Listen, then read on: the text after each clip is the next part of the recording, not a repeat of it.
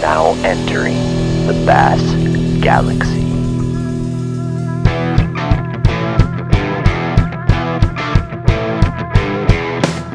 This is Teal's Bass Galaxy.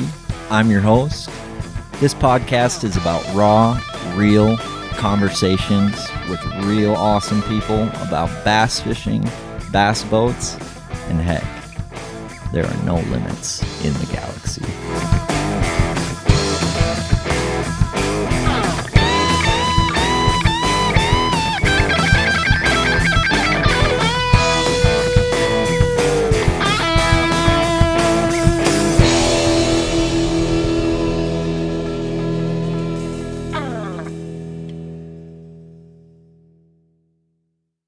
Teal's Bass Galaxy is brought to you by Veselka Fishing and Customs, and just north of Memphis Barbecue, also known as JNO Memphis. Today's guest is Bassmaster Opens Pro. This guy brought the preacher jig up to Minnesota and reinvented it into what's called the chicken. He's got a great tournament resume in Minnesota. He's got top 10s in the Opens. He's going for the throat this year. Wanted to talk to him personally. Brad Leuthner, ladies and gentlemen. Brad, thanks so much for driving out to the Bass Galaxy layer today. It is a long ways out here. Yeah, I mean, it could be worse. I mean, I hear you're living on Seth's couch right now. No, I have my own room in the basement. Okay. And, yeah, my own TV, my own bathroom. Everything's good. It's nice. And he has a nice studio down there. I steal from him once in a while, so it all works. Okay. So, does the Feider residence charge you rent, or do you guys have a little thing going where you just time up a couple of chickens, or... We haven't really discussed that yet. No, he's just helping out a buddy. Super nice of him. Him and his wife have taken me in like family, and it's really cool. He likes helping out bass fishermen, and I mean, me and Seth have been buddies for, I don't know, long time. Yeah, you guys kind of go way back. Yeah, I remember I took him out. First tournament we ever fished together was on Mille Lacs, like, oh, God, I don't even know. Before you could weigh in smallmouth, so long time ago.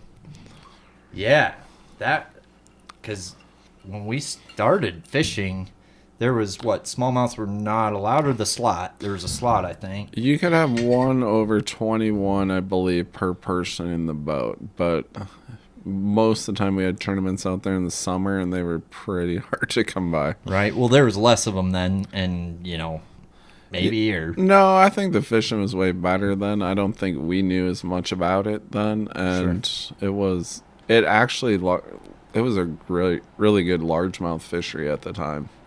Well, yeah, it took typically 20 to 23 pounds on Mille Lacs for largemouth back then. Yeah, yeah. I mean, it wasn't easy to get bit, but when you got bit, it was usually 3 to 5 pounder. I mean, there was 7 pounders in there back in the day, but they kind of closed off their spawning area up there and kind of ruined that whole deal. Sure. Well, I mean, I remember a buddy of mine, Sean Haig, won a Silverado up there off like the Eddie's Reeds or something, but it was I mean, they've seemed to have spread out more around the lake now, but maybe not. Yeah, I mean, I did really well up there in a Pro-Am. I think I got third one year, and I actually caught them up in Garrison, and no one even thought there was largemouth up there at the time. I've never caught a largemouth up there. Yeah, canals and... No, main lake. Reeds and docks. And up in the Buggy Whips of St. Albans. Yeah, Buggy Whips. There you go. So you fished that tournament with Seth. When did you first start tournament fishing? Oh, I first started. It's a little story about me. I will try to keep it short, but we got all the time in the world. This is the galaxy. So I was a good baseball player back in the day, and I never really fished in the summer because my family owned a water well drilling business, which we actually just sold here as of January 1st. Okay. So we didn't fish much in the summer. We go up to the cabin once a summer for 4 days, and that's all the fishing I ever did. Sure. So back when I was about 13, 14, I fell down some stairs at school and pushed my jaw into my brain. And usually your jaw breaks, but mine didn't. And So that's what's wrong with you. Yeah, No, I'm just kidding. yeah, for sure. So I was the third case in the world it ever happened to. Seriously. So I fell? fell down some stairs at school and landed just right here. Yeah. And like cut my like skin to the bone there and pushed the ball joint of the jaw through the back of the joint into my brain covering. Whoa. And it was a long time ago. Medical stuff wasn't quite as good back then. But Couple Tylenol and sent you on your way? Or? basically, I went to the ER. They said nothing's wrong. Go to the dentist, and my mom threw a fit about it. And she's like, no, there's something wrong with him. And I could move my jaw, but it sounded like gravel. And there was, I'll never forget this as long as I live. I was laying in the ER. And there was a guy next to me with a hip out of joint. And that's why I thought my jaw was out of joint. And he was screaming, like this man was screaming. And I heard the doctor like, get the 18 gauge needle. I'm like, the lady comes in, how are you? I'm like, fine. I'm good. Send me home. Damn. And my mom like threw a fit, and the next day went to a specialist. And when we were at the they didn't have an x-ray machine at Waconia Hospital at the time that could see what was wrong. Gotcha. And went to a specialist, and they like basically drove straight down to Children's after that. And I was in surgery for like 18 hours. Jeez. And so, yeah, I've had an interesting life with medical stuff. Jaw's been wired shut a couple different times. And Kanye West over here. Yeah. And so I was really into baseball. And my dad's like, the only way I could pitch was with a hockey helmet on because I couldn't hit my jaw. Yep. I mean, so I'm like, that's not going to work. And my dad actually, there was a guy in town, and he still lives in Victoria, Brian Krause. You guys probably know him. And he took me. Good fisherman. Yeah, he took me out for a Wednesday nighter. I'll never forget it. Back in the day, we went out of the boatworks up in Wayzata, and there used to be 100 people in it. Yeah. And he had an old, like, Stratus bass boat. First time I've ever been in a bass boat was that day. I was scared to death. I'm like, man, these things go way too fast, and they're too close to the water. And so we went to this tournament, and, Teddy comes rolling up back in the day, young man Teddy. And Krause is like, that guy's going to win right there. And sure enough, he went out and won. We caught some fish. We didn't do very well. And from that moment on, it's kind of like been a crack addiction. And it's, it's just consumed my life for the most part. And, get very fortunate to be close to Minnetonka with all the... Minnetonka is a great place to grow up and cut your teeth because, some of the best competition in the country is on that lake. Oh, yeah. So it just makes you better and better all the time. And, for sure. All the guys that are fishing elites now all grew up the same time I did. Yep. So we were all fishing against each other. And, later on in life, I got to fish with Teddy. Actually, I think I won one of the last tournaments he ever won with him. So that was kind of neat. And On Tonka there? yeah, Cool. we won. I think me and Teddy won 2 or 3 Mondays. And we had our thing going. They used to have Fisher and Men. I think we won like 6 of those in a row. But That's cool. Yeah. yeah, so it was very fortunate to spend some time with Teddy. He was a great man. Yeah, he's a little before my time, so I didn't get to meet him really at a personal level. But the way Dean talks about him, Newman, all those guys, and just what you hear. There's not a lot of people that, at their funeral, they get carried off in a bass boat. No, Right? that was a special moment. And Teddy was, it's so funny. I always, I know Dean really well. I know Tony really well. And neither one are a lot like Teddy. Like, Teddy was his own cloth, and he worked very hard to get what he had, and very genuine, very nice. He always had binoculars in the boat, checking out what you were doing, though. But he was a great guy, and pretty much put Minnesota on the map for bass fishing. He used to run south all the time with the kids, and Sure. we probably wouldn't be sitting here right now if it wasn't for him. There's a lot of people that agree with that, and talk about a pioneer, just the funnies. That dude wanted to win real bad. I hope to God I have the drive he had at like 75 and poor health, and how much he still wanted to fish, because you don't see that very many people with any kind of drive or. Right. I mean, he just wanted to be on the water. I mean, and he was fortunate. He got to spend a lot of time out there. And when I started fishing out on Minnetonka back in the day, I mean, it's so different now from. I think I did my first Silverado, they called it back in the day, and it was me. I was 18, and Newman. I think Newman's about 5-6 years older than me, or maybe 4. Yep. It was him, and then it was all the old guys. Well, what seemed old to me, like Gary Lake and Ted Capra, Shane or Mark Raveline. Yep. And those guys hated kids, like absolutely hated you. Like it didn't matter where you fished on the lake, you were in their way. Yep. So it's kind of how I got my start. It was like, oh man, and you had to go prove yourself to them and do it the right way. And you know, you hear Seth talk about that a lot, the right way. Sure. And it seems like nowadays it's not that way, but back then it was that way. Otherwise, you wouldn't be back there. Well, it's like back then, how the heck do you find this? There's not GPS, or maybe there was. I mean, there wasn't a lot of much of anything besides I saw you there. Yeah, I mean, back in the day, we used to drop like weights over the side of the boat and feel for bottom. You fished a Carolina rig a lot to tell what the bottom was. Sure. Big heavy one.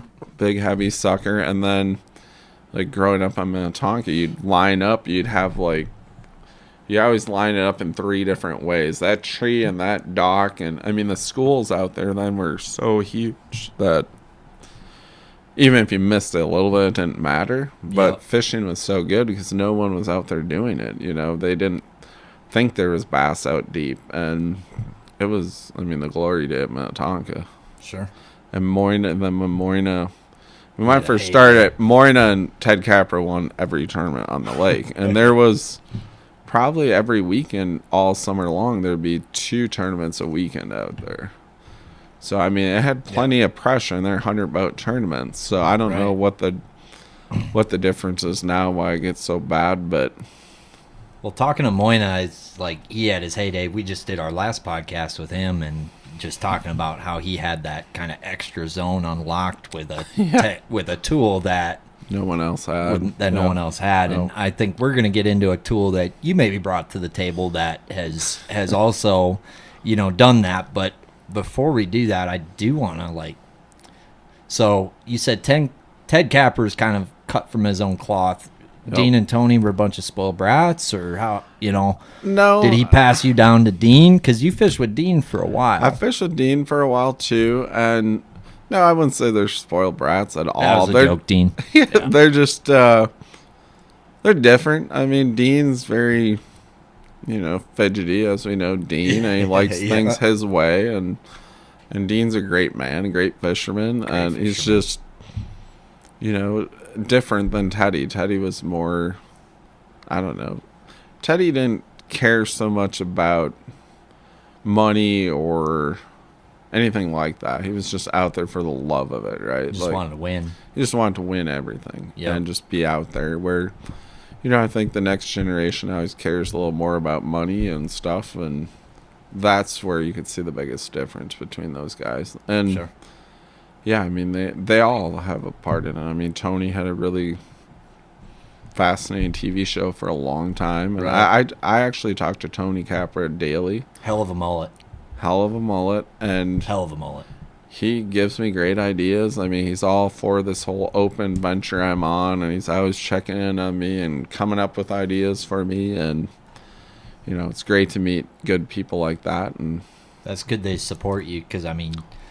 You talk about coming from like fishing out of the back of Teddy's boat to fishing with Dean, and you've made quite a name for yourself on Tonka and in the state of Minnesota and beyond, and now you're jumping, you're going full Bassmaster Opens on this bitch.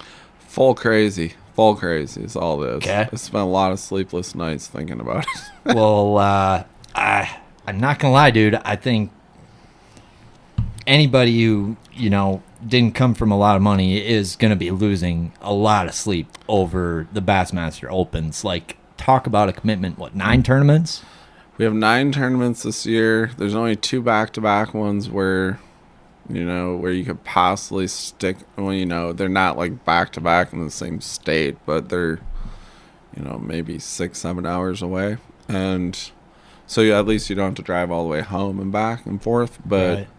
I'm going to spend most of my year down in Matt Robertson's trailer. I'm not going to drive back and forth. I'm going to stay down there and fish. And I mean, the whole thing is, I've been fishing tournaments for over 20 years, but I had a full-time job whenever I fished, like you. I mean, Yep.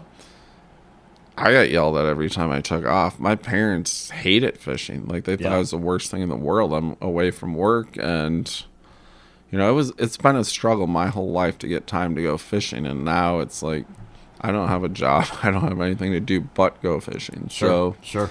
it's kind of come full circle, and I understand the fights with it all. Like, I've been through them all, and sooner or later you just got to make up your mind. I'm going to go do it, and if I don't do it, at least I tried, Amen, dude. Yeah. Amen. I think there's a lot to be said about that, and there's a lot of people that are too scared to try and put their neck out there. I mean, but at the same time, the financial, have you calculated, I think Tuma told me what his number was, but I mean, have you calculated out the anticipated, what's the upfront cost to do something like that?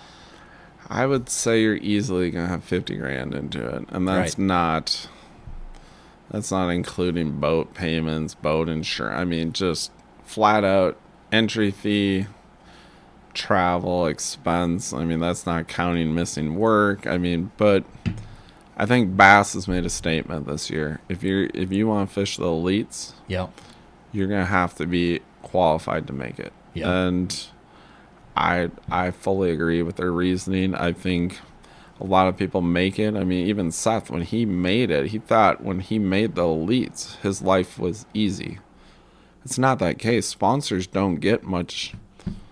I mean, unless you have long time commitments to these sponsors and people, and just because you make the elites doesn't mean they're going to write you out a $50,000 check. Right. I mean, and so that's what I've been doing the last couple of years, building these relationships up.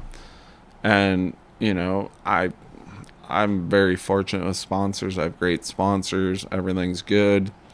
But it's a hard business. I mean, You got that right. I mean, there's always someone trying to take your job, so you better do it really well. And that's my biggest thing. And, I was really close to making it 2 years ago, and I'm bummed out I didn't. But in hindsight, I don't know what I would have done. I don't know how I could afford it.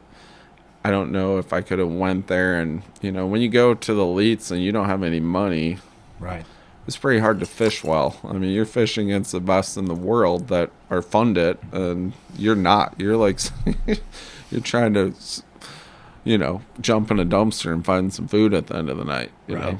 So that's, it's a tough game. It's not easy. Well, hats off to you, man. I know there's myself included, a lot of people that dream about making that jump, and I think what you've got for talent, and sounds like you're ready to go.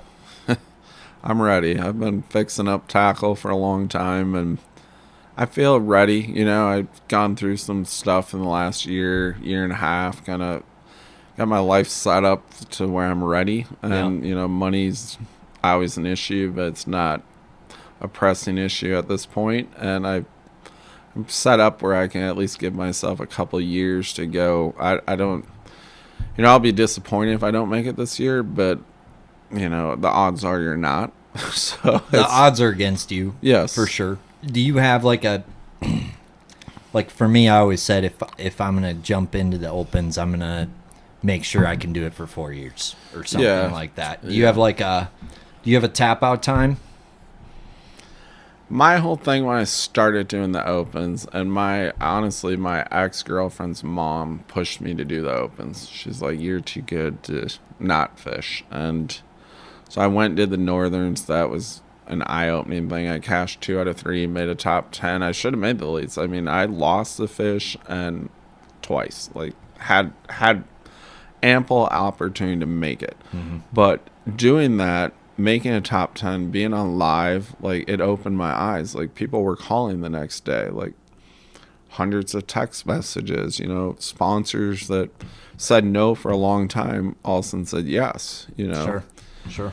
So after seeing that, and just, my biggest thing when I started, if I can go, my biggest worry was going to these new bodies of water and not being able to find fish, or, we fish huge bodies of water that Right. I've never been on. I'm going to 8 lakes this year I've never fished before. So my worry was I'd get there and be like out of my element, out of my league. Yeah. And I've not felt that way yet.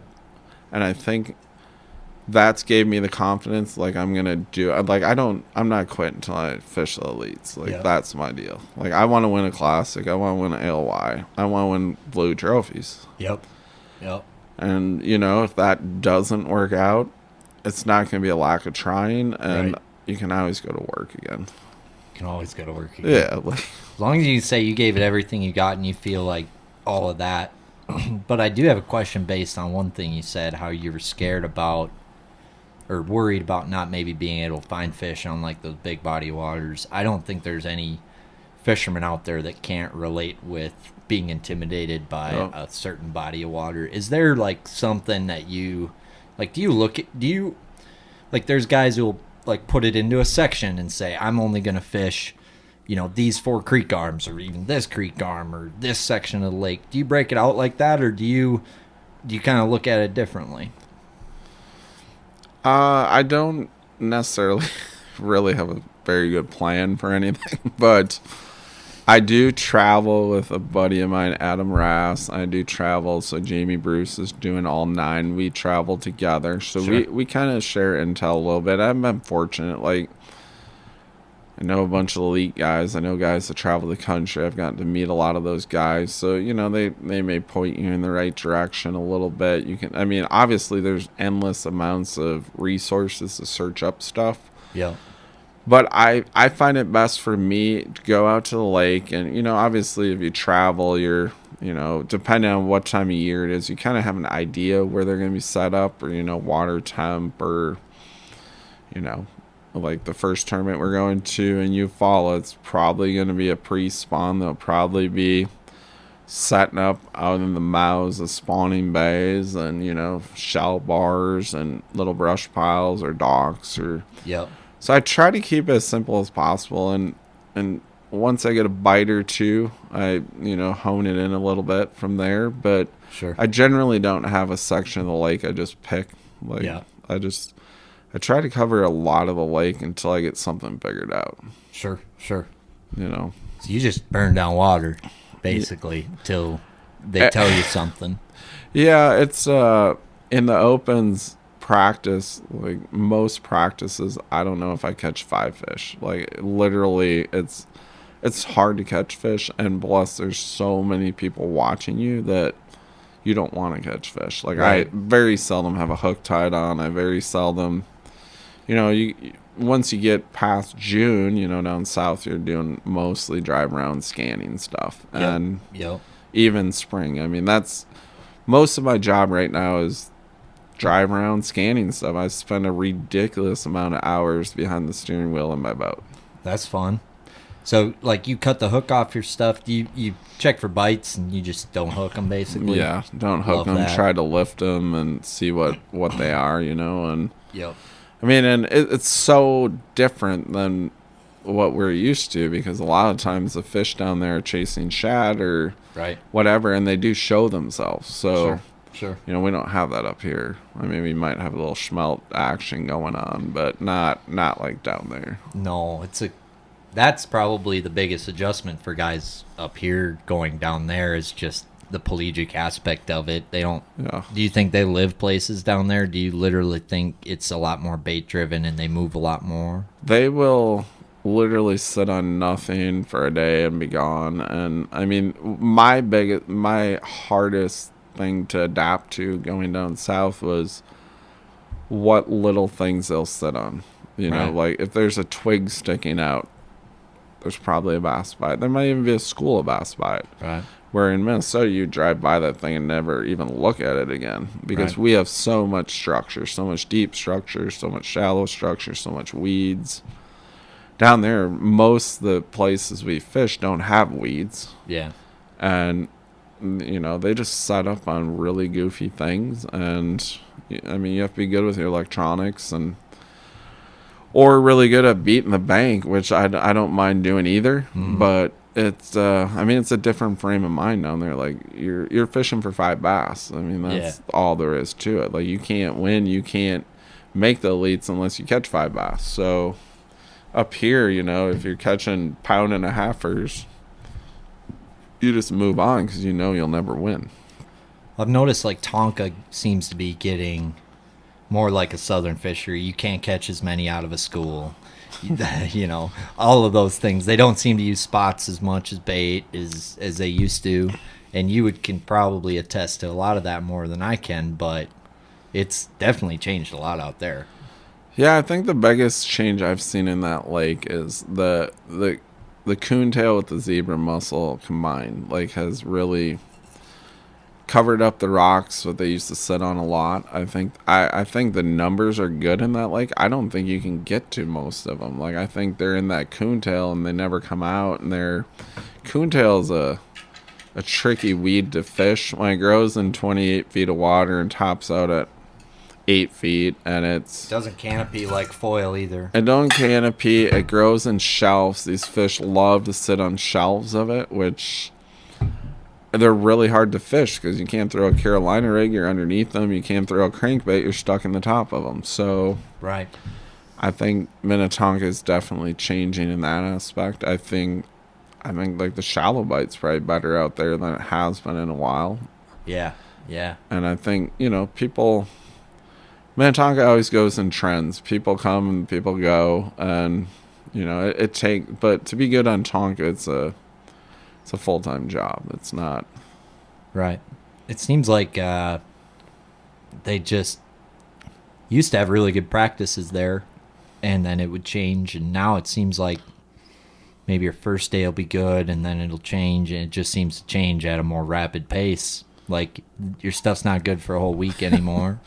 No, back in the day, you used to have a school of fish that would last you from June to September, and now it's like they're gone the next day type thing. But it's just, from what I've seen in South and Minnetonka, the pressure. Like, I'll show up on these lakes for the open, the first day of practice, like you talk about, it's always good. Like it is. Like you can go out and catch fish, but generally, I finding myself not even going back to those areas. I tend on focusing. Even this year, we have a 4-day practice. That's all I usually practiced, anyways. But the stuff you find the stuff you find in the first day or two is not near as good as stuff you find in the last day. Sure. And it's just the pressure. Like it drives those fish, and Minnetonka, everyone thinks we live up north, these fish don't get pressure. Well, they get obscene amount of pressure for the 3 or 4 months we don't have ice. Yeah. So I think, with the pressure and everything, and those fish, I mean, Minnetonka, the last couple of years, you catch a bass in August that has 4 hook marks in it. I mean, those fish have been caught, every one of them. Right. And you're only gonna catch a 5-pounder once a year. I feel like they just don't bite that often. They're not that dumb, After a winter of ice, they might be a little dumber in spring, but right, they get pretty wise to things real quick.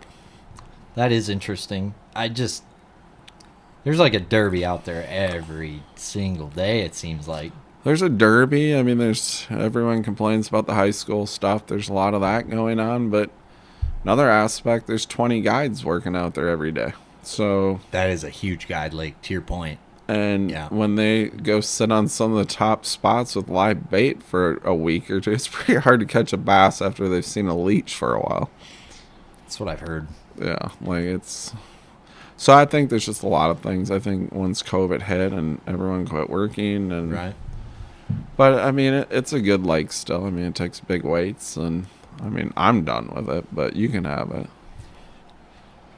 I guess I'll take what I can get. It's going to be a lot of Yeah, I got a lot to learn on that lake. It seems like no matter how much I fish it, it seems like you just got to stay angry at it. Yeah, it's a lake where you have to put in your time. It's always been that way. I mean, even back in the day. I mean, when I first started, I had a little 14-foot tiller. I think it was a Fisher, a brown Fisher boat with a 25 horse Johnson on it. That's what you started fishing Tonka in? Yeah. Oofda. And I'd go out there every night after work, every single night. That's all I did. And, back in the day, you didn't have YouTube. You didn't have, I have so many people reach out to me on Instagram, Facebook, what would you do here? What's your, and I'll answer everyone because that's part of my job now. But we didn't have that. Like, you were going out there figuring out things that you figured out. It wasn't, and I didn't know anything about bass fishing. So there was a lot of years I didn't catch much when that lake was on fire. Sure. Once I started figuring it out, but I wouldn't change it for the world because everything I learned, it's stuck with me forever. It's not leaving my mind. Right. So, there's fast ways of learning, and I don't think that's the right way. You got to go experience. And fishing, I mean, you're a good tournament angler. You know it. It's all about gut. It's all about changing and, adapting to the day, adapting to the moment. And that's the hard thing about fishing. There's no book on it. There's no, I mean, I've won more tournaments on my gut than anything else. Probably more so than my knowledge. Well, probably one of the most interesting things you said while we were eating some of them just north of Memphis boneless barbecue wings. Those are delicious. My goodness. That was a nice meal before this podcast. But you said you don't look at lake maps before, like you don't do extensive lake map study before a tournament. And that is just mind-blowing to me. Attention all smallmouth anglers. Have you thrown the marabou jig? Have you thrown the hair jig? Well, if you have, you're going to want to listen right now. This podcast is brought to you by Veselka Fishing and Customs, a custom rod shop based out of Minnesota, and he has developed the answer, folks. What if I told you you could throw that marabou jig 30 to 50% further than you're casting it right now? Well, Dane, Mr. Veselka himself, has developed the answer. It's a custom 8-foot hair jig rod developed on a steelhead fly blank. He's put custom fly guides on this, so you're really going to be able to outcast the competition, catch more smallmouth. They aren't going to see you. What more do you need?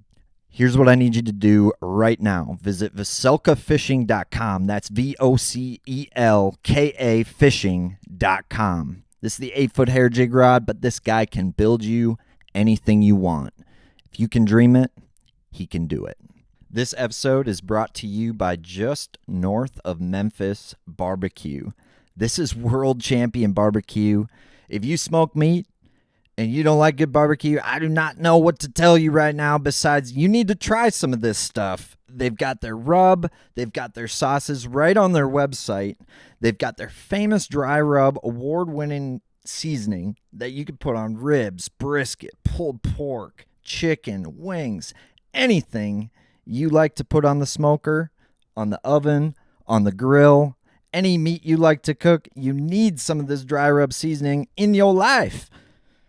But don't forget the sauce, because that's award-winning world champion sauce here. No matter what flavor you like, they've got 3 different sauces, and they are all good. You can drink them straight out the bottle. We've got Sweet Christie's for all you sweet-loving barbecue folk. We've got Christie's Mischief for all you spicy bass anglers out there. And then we've got Christie's Gold. And they'll sell all 3 of them in a combo. But you need to go to their website right now. It's jnomemphis.com. That's jnomemphis.com.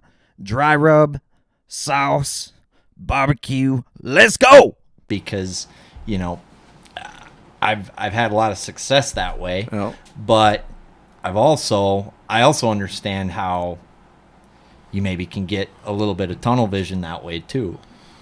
Yeah, I mean, all the tools are out there now if you want to do it. The great thing about fishing, and I'll use Seth and I'll use Austin as examples. I know both of them very well, and they're completely different anglers, like completely different. Heard that. Austin's that guy retains knowledge better. I mean, he's too smart to be a fisherman. He really is. He like retains, you tell him something, he'll never forget it. He's got like a photographic memory that way. Yeah, and he knows, he does a lot of research. He knows what won on some lake in Texas you never heard of. Like if you called him up right now and said, "Hey, what would I do on this lake in Texas?" He'd know how it was won. And you call up Seth and he'd be like, "I've never heard of that lake," like you don't need to do that. Go out and flip a jig. Right. Like, Right. So they're complete opposite. Both of them very successful. And Yep. so that's the great thing about fishing. You kind of do your own deal. Like whatever works well for you. Me personally, if I study too much or if I get too jacked up about something, I feel like it takes away from what the lake is doing at that point in time. And I can relate with that. I mean, and it's different. Like, don't get me wrong. Last year when we were up on Leech, obviously all the lake maps, all the side imaging was crucial. It was. And Lake map's not as much as side imaging, in my opinion, Yeah. for that one. But Yeah. I get what you're not arguing with. like, at all. yeah. Like, where the humps are, where the kickouts are, and this and that. But as I said, our fisheries are so different than anywhere I go. I mean, we go to Thousand Islands, which I can relate to. Like New York, I wish all 9 opens went to New York. New York is the most beautiful place I've ever been. It's like fishing at home, and fishing's great. Sounds awesome. But everywhere else we go, it's a complete shithole. I mean, Right. it's not. I mean, you're fishing behind people the whole time.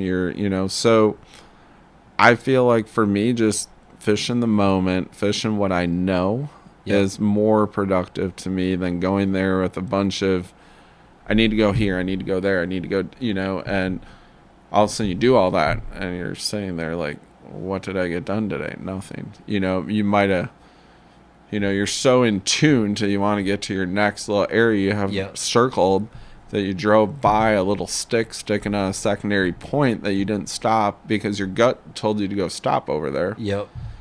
And you just maybe missed the winning pattern, Right. Right. That's how I see it. But like I said, everyone can do it differently. So like for me, it's I'll study a map extensively, right? But I won't. But the key is when I get to the lake, letting the fish tell me where to continue on the map. But even that is still a little pigeonholing compared to showing up free willy-nilly, trusting your Fishbone. Because ultimately, I've learned from Noah, guys like you, guys like Seth, that trusting your Fishbone is the best way to adapt, which with tournament fishing, it's not always what you're on, but it's what you can adapt to be on because it's going to change, right? Absolutely. It always changes. So It never stays the same. If you adapt before this guy does because you have less memories. So to your point about Austin, as long as he can he's block good with out his some- knowledge, and he's smart enough where most of us are not. Like I've done it a million times in my career, like got stuck on something. And the crazy thing about fishing, sometimes being bullheaded and sticking to your guns, you can win. So that's a hard thing Jason about Christie, it. Yes. prime example. I'm going to do this, and I'm going to lose tournaments doing this, and I'm going to win tournaments doing this, and they don't adapt, they don't change. They don't falter. I mean, if Jason Christie would have picked up a Senko in 2 classics, he'd have 2 more classic bursts, right? I mean, 2 more wins, I should say. I think you, me, and Jason Christie probably know that.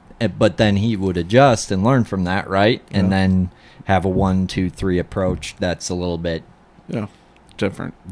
But I mean, that's the great thing about fishing. Everyone can do their own deal, and that's what I get a kick out of, people that follow you around and want to steal your waypoints or your technique. Well, that's not going to get you anywhere. Nope. Like that, you're not learning from that. And to me, if I go out and learn something, I like to learn something every day I'm on the water. Yep. Or more than one thing, and that's a successful day for me. Even if I had a crappy tournament practice or whatever, if I learn something new or some little nuance or that to me is successful, because it's going to play I've been doing it long enough to see the stuff come around, right? Like Yep. Minnetonka, like spots. Like, Yep. all of a sudden they're bad for 5 years. All of a sudden I go win 2 tournaments off it the next year. It Right. came back around. Yep. Same thing with technique. Same thing. I mean, you're seeing a lot of that in the fishing world right now. Like, we're going back to like products that were made in the 50s, like hair. Like, it's a prime example of it. Like, people, it was all rubber forever, right? And all of a sudden everyone's like, we gotta do hair now. But it works. Like, that stuff made back then worked. Like, Right. they didn't make lures to sell back then. They made lures to catch a meal. That's a fact. Yeah. Well, and like going back to like stealing waypoints or following people around, it's like cheating on a math test. Yeah. You and I have both probably cheated on a math test. Oh, for sure. And we can both attest that, we got a B+ on that damn math test, right? But we didn't get better at math. No, we didn't get It any didn't help better. us with our, our overall math IQ and ability. No, Same it's thing like with fishing. instant gratification versus long-term gratification. Bingo. Same thing. Well, and like I was talking to Moina about, and he talked about every time he had a propel in his career, and like a jump, Yep. right, where Yep. he had that, extra edge or the success he had, and every single time it was when he felt he was on the cutting edge of something. For example, the football jig. Yep. He felt like also up here sight fishing largemouth was something he had an advantage on because of the season not opening till Memorial Day. Yep. Things like that, Yeah, right? yeah. So things always changing, and what you said about the old school coming back, new school, spinnerbait, prime Spinnerbait. example of Yeah. that, baby. It's fire. It's Like, fire. I mean, Yeah. I'll weigh a lot of bass in this year on my Bassman's spinnerbait. I'll guarantee you that. That's a good little spinnerbait. I caught actually a lot of bass on that on Hartwell, banging it into going Jason Christie style, Yeah. so to speak. Yeah, I mean, it's not only for largemouth. I mean, I almost won on Thousand Islands with a spinnerbait. And so, see, that's cool because probably no one else was throwing a spinnerbait Yeah. at that tournament. I mean, No. you're talking clean water, super clear. Like, as clear as lake you've ever current. seen. Yeah. Yep, everybody's drop shotting, Ned rigging, Yeah. or spy baiting, or hair jigging, sight Yeah. fishing. What made you pick up a spinnerbait? The wind was blowing. I know that. Or something No, was no. ripping, right? Honest to God, this is a true story, and this maybe seems like I'm a horrible fisherman, but I don't know about that. I was out in the lake all day. We had a beautiful day on the lake, and I went out and I creamed their asses, like out from 60 to 70. I mean, super deep drop shot fishing, like way out in the lake. Not on the bottom, right? Yeah, On the bottom, Yep, in yep, 60 to 70 feet of water. yep. I mean, not many people do that out there. No, it's a no. good deal. I mean, No, sweet gotta mother of get- Joseph. Wow. you gotta get out there and you gotta fizz them real quick, or they're dead. But when You we, fizz them through the mouth or the belly? Sorry. I stick them in the side, Side, right or behind yeah, the- not belly, but So yeah, so bass, when we go up there, they'll actually allow us to keep a fisher. When you catch one out deep, they say, because to fizz them correctly, you have to put them in your live well, right? So you'll stick them, and bass that normally we can't keep any fish in the boat during practice. So Sure. they make a rule we can to practice fizzing them. that's good. And they teach us how. And I never fizzed a fish before that tournament, and it was really easy. But you just stick it in the side about an inch back from the fin there. Yep. You leave the needle in, you put them in the live well. I mean, it sounds Watch like the you air pop. bubbles come up, Yeah, it right? sounds like you pop a tire when you stick them, because Yep. I mean they're coming up deep. And Yep. second they start turning up right, you pull the needle out, they're good to go. And That's awesome. Yeah. so anyways, I was out there catching them good and, having fun. And the one thing I noticed about the opens, I hope it stays the same, is like, I don't like to be out there when the sun's coming up. I like to get out about 8, 9 o'clock. I'm kind of lazy. But I always stay until it's dark. That's me too. Like, we're very similar that way. Because I'll sometimes say pass, but- like we can't in the opens, Yeah, right, but right. I would. And Yep. everyone leaves the lake at 5 o'clock, so I get like 3-4 hours no one's out there, and Yeah. everyone's in line trying to get their boat in the morning. I'm like, I'll just sleep a little more, I'll be rested, Yep. maybe Yep. get some breakfast so I can go all day. So I was out there just fighting the lake all day. And what people don't understand about out there, like what blew me away, you can be 40 miles out in the lake and the current is so strong. Like you can't, like when you're fishing that deep, like your 360 is a ring about an inch long. Yep. Right? Like, Yeah. Well, that deep. I've never even seen 360 that deep.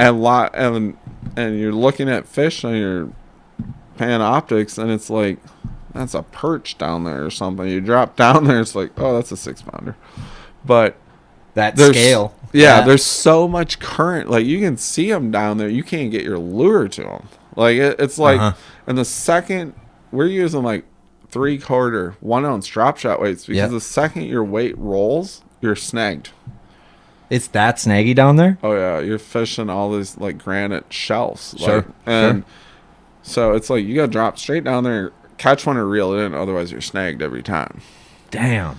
Like it's a beast. So I'm like, I'm doing that all day. I'm just tired. I come in. There's probably like a half hour before I have to be out the water. No one's at the boat approach. I'm like, I'm just gonna pick up the spinnerbait and go down the bank, not looking at my live scope, and just maybe I'll catch a pike or something. Like I was just done with my live scope. I was done with it. You were done doing the 6. You needed something that was a little more familiar. Yeah, like I mean, I was confident. Like I was gonna go out and catch them out there. Like I'm just killing time. It's beautiful night. It's July. 80 degrees, sitting in God's country. I'm like, I'm not going in. Like, right. So I go down this bank. The first 10 feet, I catch a 6-pounder on a spinnerbait. I'm like, whoa. Like, I know no one's doing this. And it's right by the boat approach. I'm like... Right by the... Yeah. I'm like, okay. So I never went back there until the first morning of the tournament, which was like a couple days down the road. And this is where I'm getting to... There's 2 stories here because Austin, like, gave me all his juice way out in the lake. And Austin's very good up there. Like, yeah. And I spent all my practice doing that. Yep. Because preconceived notions, right? Right. Well, Austin's done very well there, and yes, and not to say I wouldn't have done really well out deep either, but I didn't go look for any more spinnerbait fish, and so I would have had this preconceived notion, which I'm not doing any of that this year. Like it's straight up. Gut. So I didn't look for any other areas like this. I didn't know. Like honestly, it was on the way out to the lake. So the first morning, I'm like, I'm gonna stop. I'm going to go down 100 feet of this stretch, and then I'm going to run out to the lake. Well, I went down 100 foot of stretch, and I had 23 pounds in the boat. I'm like, well, that's pretty good. Yeah. And I saw, like... Bunch more. Hundreds of them. It was, like, crazy. Great big ones. So I left, came back the second day. It was even better. I had, like, 25. And I lost a big one. I should have probably had, like, 28. But I left after I caught 5 big ones, and they're swimming all over. I'm throwing a Bassman spinnerbait, 22-pound fluoro on a flipping stick. It's wonderful. Because you cannot, they're so strong out there, you can't drive the hooks through them. Like, they're just, their mouths are like, they must be chewing up crabs all the time. Like they'll heard that. They'll bite you and you'll bleed. Like they're, ugh. I've heard that. Like you can't. I've heard that people don't use even the same drop shot rods out there for that reason. No, you gotta use heavier stuff. I mean, even like the Feider fly and stuff. It's like Russian roulette catch them on it because they just come up and jump and they're used to fighting that current. I mean, they're mean things. And yeah, so I was just stoked going into the final day and they were gone. Like, and I think like what I really think happened, and I'll go to my grave thinking this, like. So Zone has done some research on this, and so has a buddy of mine that lives in Kenora. In the fall time, before smallies go to their wintering holes, they'll come up to their spawning areas, and they'll make, like, fake beds. The fall spawn, so to speak. The fall spawn, and I truly believe, because there were shined-up spots around there, and so many big ones, I mean, I truly believe that's what was happening there. So you had stumbled into an area where these fish, between their summer and winter deals, were going up to... Because was it similar to like a spawning... Was it a flat? Yeah, it was a flat with big rock and just typical spawning area. Like, right. And it wasn't, most of the fish probably caught in that tournament were in 20 to 40 feet of water, and I never fished deeper than like 6 feet. So Went to go put their real estate sign up. Sold, bitches. yeah, it was. I'm coming here next year to make some love. Yeah, it was. I can't wait to go check it out this year because we're actually going to be up there. End of June? We're middle of July, but Oh, yeah. I mean, they spawn pretty late up there, like real Right. late. At They'll the very probably least, you catch your little brothers. yeah, there'll Yeah. be some swimming around there, I'm sure. But Cool. it'll be like a 65-mile run this year, so it'll and that river up there gets like all you want. Like leech that day, like that's nothing like how that river gets. That's what I've heard. Well, I mean, just lake current, right? My first experience with lake current that helped teach me actually a lot on Mille Lacs. Yeah. Like Mille Lacs is actually, a lot of people I don't think understand, Mille Lacs is a big lake current Yep. lake. I mean, if you look at the contours, how undertow works with Yeah. a heavy wind from one direction, like on the reefs. Moon. I used to ice fish a lot up there, and certain moons like I'll see your bobber be moving to the other side of the hole. Well, moons will do that, but I'm talking if you get a sustained wind from the west, Yep. you know it'd be the east side of the reefs. Yep. On the east side of the lake are the sharpest drop. Yep. That undertow Kicking that up. create that Yep. drop, and when they're on the steeper drops, I mean, it's definitely you get the if you get the wind blowing from the west like really hard. If you go to the east side and throw downwind, Yep. it's like you're throwing up current. Yeah. Like Crazy. type of deal. Yep. And Sturgeon Bay, Bay de Noc is Yep. probably It's two the of the same. places Yep. that A lot of current out there. you'll get there was a spot Austin and I wanted to start on in the NABC Yep. that I was so excited to get to. And Sleepiest last you know, thing got there. no, we Oh. beat his ass there, him and Papa. And they were pissed, but I mean, they could have had it after Yeah. we were done. Because the current was just hitting this island just right. Yeah. You know how wing dam works or something. Yeah. They'll line up and they'll just Feeding. They're eating there. Yup. Yep. I saw like 26, 27 pounds of them just Going crazy. the day before, and I'm like, yep, finally. Gone the next day. I go there, my first two casts, I catch a 31-inch walleye, a 31-inch walleye, and we only caught like a 3-pounder there. It was just How absolutely awful. How was the water temp there the next day? So that I don't remember.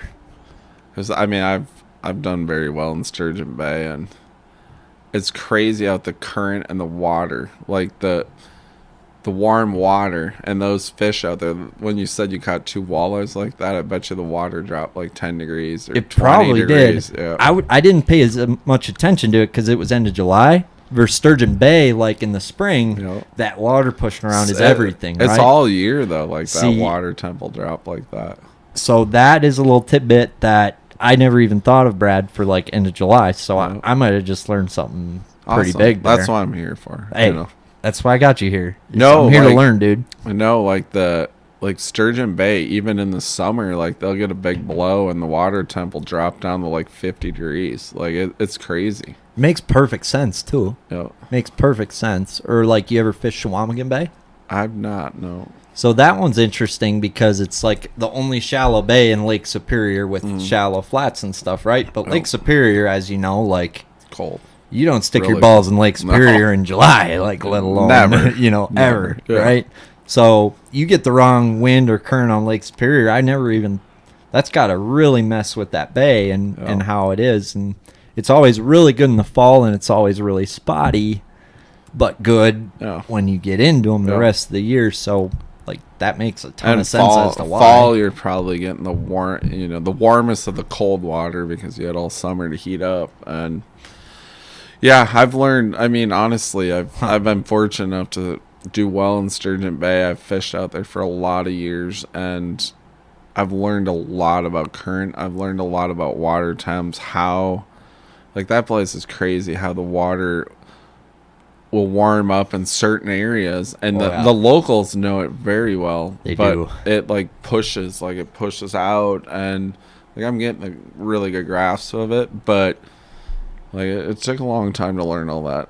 I'll be honest. I thought I was a pretty damn good smallmouth fisherman, and then I went to Sturgeon Bay, and it was like it forced me to continue that and like realize that it humbled me down ultimately. And it's not like, so, you know, if you're a great smallmouth fisherman in Sturgeon Bay, you're probably great all over. Yep. But if you're a great smallmouth fisher in Mille Lacs Lake, you probably can't go compete in Sturgeon Bay. Like, it's really weird that way how They're it very works. different. Yes. Yep. And it always, like, I got a lot of good friends from Sturgeon Bay, and they're just super good friggin' anglers, and no matter where they with go. Wrasse, I mean, he's kind of like, okay, I would love to pick that guy's brain for even just a day on that whole deal. He shares some good stuff. He's always, so this year we had two tournaments out there. So me and Dave Bennett from Canada, old buddy of mine, we almost won Fort back in the day, and we've done well, like up in, not KBI, but they used to have a tournament in Shoal Lake, which is connected to Lake of the Woods, and we used to do that one, do really well. This guy, Dave Bennett, is like taught me pretty much everything I know about smallmouth fishing. Sure. Like he's a hammer. Like that's where the Feider fly came from. I mean, that's... So David Bennett is who invented the marabou No, jig? he didn't invent it, but I fished with him and he showed it to me, basically. Sure.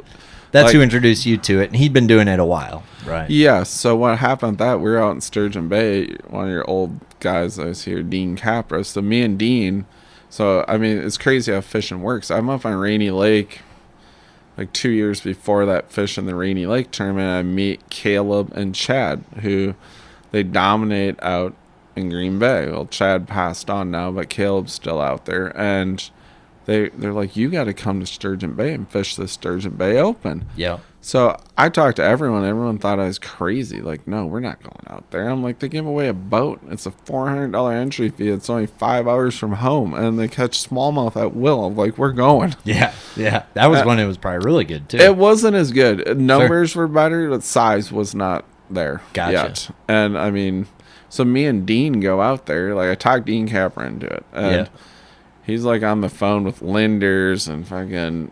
he was calling. So this is back in the day. Like, what year is this? I don't even know. Like, fluorocarbon's just getting invented at this time. Oh, like, fuck. it's a while ago. Like, I mean, fluorocarbon was out, but it wasn't great. So Dean was talking to Kevin Van Dam about it, and Van Dam's like, you got to have my Bass Pro Shop fluorocarbon. So every time Dean would cast it, it just blow out the end of the reel. And I'm like, you got VD'd. He got VD'd bad. You got VD'd like all the time. He's just, you know, Dean, he's flipping out. And so I got these buddies that fish out there and win the tournament. I'm like, Dean, they say we're fishing way too deep. Like, we got to go in shallow. So me and Dean go in, well, last day of practice type thing. We go up shallow, and there's like 100 feet of 4-pounders on beds. And Dean's like, where are we going to start? I'm like, there. That one? Like, that's the spot. He's like, can you catch them? I'm like, I'll catch every one of them. Like, just net. I don't care. Yeah. And because Dean, like the accomplished fisherman he is, he never really ever bed fished before in his life. Sure. And so bed fishing must have been pre-Jimmy Severson days then. Yes, before Severson. And it was like, bed fishing to me is like deer hunting or turkey hunting or duck hunting. Like, it's like I'm stalking this thing. I'm catching it. Like, I'm pretty decent at it. And except it don't move around that far. Yeah, it doesn't run away usually. And so me and Dino, like, first day of the derb, first time out in Sturgeon Bay, we go into this bay, and there's a guy on top of like the best spot. Yeah. And Dean's like, we're screwed. I'm like, no, just pull me off to the side. I'll catch one. You hold it up with a net, and that guy will come over, just guarantee it. Yeah. We did that. The guy, like, and they were on, like, there was a really good spot with, like, it was like the size of your room here. Yep. And the guy slid off that. He was just on top of it, throwing his spinnerbait. Had no idea what he was sitting on. Right? Didn't know there was 100 on beds. Yeah, had no clue. So typically there's 100 on beds. You can usually get 4 guys in that area. Yeah, like, this was a tight. Like, it was tight. It was tight. This was a gangbang. It was a gangbang, and it was epic. And so Dino, like, nets it, and the guy's watching, and Dean's messing around with the fish in the back, and as the guy's coming over, I'm like wheeling this guy, right? Like, I'm sneaking around slowly and steadily where he doesn't know what's going on, and all of a sudden he's like, oh fuck, like he caught it. Like he knew. I snuck right to where he was. And the guy's literally, like, I'm pushing him out with the boat. We're, like, touching boats. And I'm on this side catching him one after another. Dean's just netting him, blah, blah, blah. You put your boat between the guy and the goods. The fish were on the other side of the boat. Like, I was pushing him off, and basically me and Dean had 24.5 pounds in the boat in 10 minutes, right? Yeah. Dean's like, wow, this is easy. So we go in, and we're like, I think we're leading or second in the first time I've ever been to Sturgeon Bay. That's sick. And I'm like, wow, this is awesome. Like, I like this. Yeah, right. But the next day, that was before they did wind days out there. The next day, it blew out of the northwest at like 40. So we couldn't get to the fish, and they sent you out still? Oh, yeah, they didn't care. They didn't care at all. I heard about some blow days. They do blow days now, but poker days. Fun days. But so we ended up, I think we ended up in the top 5 or top 10 or something. We ended up catching a few largemouth back in a canal, and it was just a shit show, but it was a fun, like learning experience with Dino. Well, I'll say this. For the first time I went to Sturgeon Bay, it was that fall NABC deal, and my partner couldn't make it, so I had to fish alone. So it was just a big, dumb mess. But it blew from the west, northwest, or southwest every day of practice, and so I had to drive out in that stuff, and I put in up at Egg Harbor for the first 2-3 days or whatever, and that was dumb, but. Could never make it back up there, probably. Well, I did, but I ended up on that Zaldane AOI pattern. I actually finally figured something out, but it was just. I will say this: driving in those waves compared to Leech or Mille Lacs, I will take Great Lakes waves over those waves any day of the week because of how much they spread out. I mean, once you get over the fear factor of them all, like I almost killed Seth out there. You can die. Like the death level's definitely there. The impact of the waves is there. But if you understand how to just keep your nose up and not go through one of them bastards, you can actually. You can drive. I think pretty much anything out there, but I think they're easier to drive through. Yeah, like it's. I almost killed Feider out there by Snake Island. Like we. In an NABC. Oh, shit, that's way up. That's Baytonaga. No, Snake is right down by in between Little Sturgeon. Yeah. There. So, windy day. By Sand Bay. Yeah. Between Sand and Riley's. Yes. Yep. It was a windy-ass day, and we go, and it was super cold, like 30-degree water temps. It's early spring, and we're going with the waves going down to Little Sturgeon, which is not fun. Like, they're pushing you. Like, I was actually hitting reverse on the top of the wave so we didn't go through the next one. It's way easier to spear them going down than up. Yeah, because you can't keep the nose up when the wave's pushing you. It's like surfing a 21-foot surfboard. Yes. And that wave wants to push your nose down versus wind helps keep your nose up. Then the waves are pushing the ass end and pushing you down through the next one. You got them real wet? Well, no, we got a little wet. I had a Ranger back in the day, and that thing was the worst riding boat in big water I've ever seen. Pretty bow heavy. Them like the it was a 21-footer. It was bad. Like, so we got there. It was old Merc. You're driving it too fast, probably. I was going like 6. Okay. Like I don't. You probably weren't going fast enough. I don't 18 drive. to 25, Bradley. I don't drive fast in big waves. I have a bad back, so I'm like I'm just. I like to be safe, so we get there. We're wet. It's cold. The Little Sturgeon is chocolate milk. I'm like, oh, we ain't gonna catch a fucking bass. Like, we're done. Yeah. We're done. So me and Seth, we fished a little bit, talked to some buddies down there. No one caught a bass, so we're like, we're gonna go back up. Well, what happened, I must have sucked some water in the motor. This is an old, like, not a force joke. This is an old Optimax. And this is a while ago. Yeah. Yeah, so we're going back. I get by Snake Island, and that's like the worst. I mean, once you get Canadian Point's really bad, and then when you get up to Snake Island, it's really bad. So we're climbing. I don't know how they measure them. They said there's 10-footers that day, but it's like we're climbing with a 21-foot bass boat for like 5 minutes, it seems like. And so you stand that 21-footer straight up, and there's still 10 feet of wave. I think they measure from your bow up or something. I don't know how to do it, but... So they're 15s in your opinion? I don't know. They're huge, massive. Like ocean type shit. And we're climbing them, and the motor's starting to die. Like it's losing power. I'm like, I looked at Seth. I'm like, dude, we're gonna die if we don't go back. Like we don't have a choice here. And so we ended up, after convincing Seth a few times, I'm like, if we didn't want to go. No, I didn't want to go either. But Right. I'm like, we don't quit. Like we don't quit. That's You speared 2, and he's like, okay. we didn't spear any. But when I get up to the top, I'm like, do you feel the motor dying? Like, if we lose power, we're done. Like we're gonna get washed away. Think you're losing like water pressure, like No, cresting them? what happens is the motor will fill up with water, and you got to burn it out of the motor. So Yeah. if I would know what I know now, you just get in a trough and run it real hot, like Yep. fast, and it burns the water out of it, and then you're fine. Yep. So Sure. I didn't know that, and so we go back in, and that was the day. That's the day me and Seth quit fishing at ABC, because they allowed people to trailer and go back to Big Sturgeon and fish.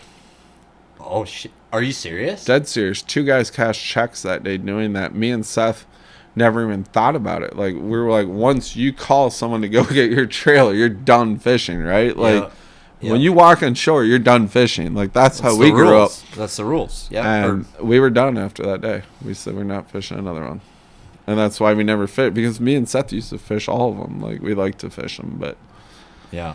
just not when that stuff happens. Dude, that's crazy.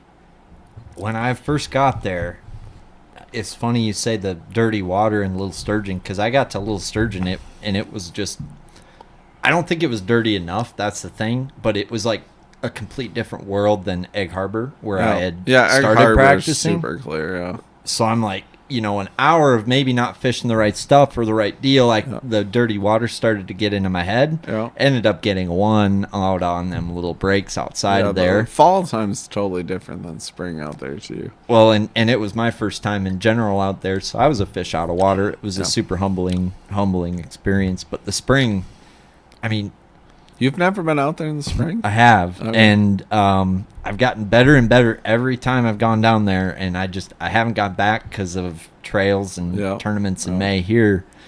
But Google Earth helped me a lot out there in the springtime, dude. If you look at that, the sand holes and stuff. Yeah. Oh, the shipping old shipping channels. I already know them all, so I don't need that. But yeah. I do too now. But initially, it was like we went there and we got our butts kicked. And it was like there's that flotilla in Sturgeon Bay, and it's like we just didn't want to cedars. We just didn't want to partake in that. Yeah. And the second year we got a little honed in on them shipping channels more.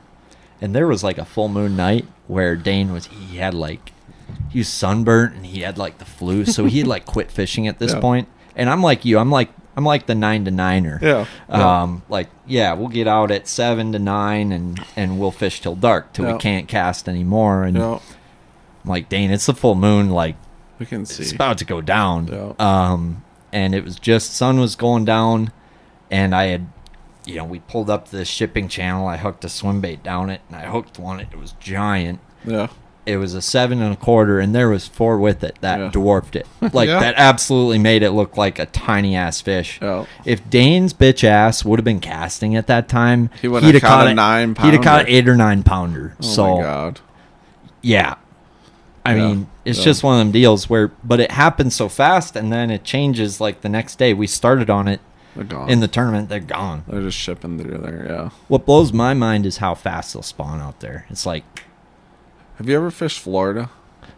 yeah, I love Florida. That is where they move fast. Like, they spawn fast out there. Like, they go from the middle of the lake to spawning in like 2 hours. But yeah, I agree with that. They do move quick out there, and they do spawn early. Like cold water, it don't matter. They 54-degree water temps. They're like, after it. We're But supposed to be throwing a jerkbait where we're from. Oh yeah, it's a different deal. And what you're seeing though, it can be so different out there. The underwater can be a lot warmer, and it probably typically doesn't even get warm enough for them to spawn out there, because it's that lake never gets that warm. You're probably right. And there's a local Steve Noyen, who just fished the NABCs out there. He put it kind of like it's all relative, right? Mm-hmm. They've been living in 39 to 45-degree water temps, so 46 to 48 feels like a damn sauna to them. You know what blows my mind on that lake? I asked all the locals about it, and they can't figure it out either. So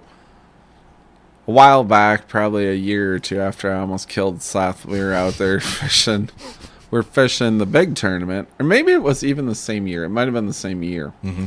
So the bite up north was really hot because they had race spawn down south. Like they came in and spawned already. So I mean, They spawn first down there. The water's shallower. Yes. There's more flats. All of yeah, that. like all the big fish. If you want to catch big ones in Sturgeon Bay, you want to be out there when they first come to warm up. Like that's when you catch those great big ones. And until they spawn, I think they sit around a little bit. They can move in and out. But so, anyways.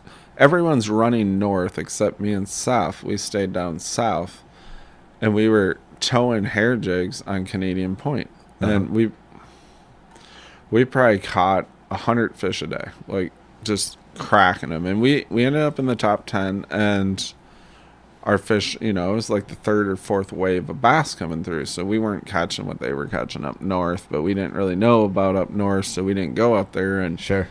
What blew my mind away, and still can't figure out to this day, we're catching that many bass. That's a funnel from both those bays. Yep. Never caught a spawned out bass. Not one. You think they were all pre-spawners? They were all pre-spawners.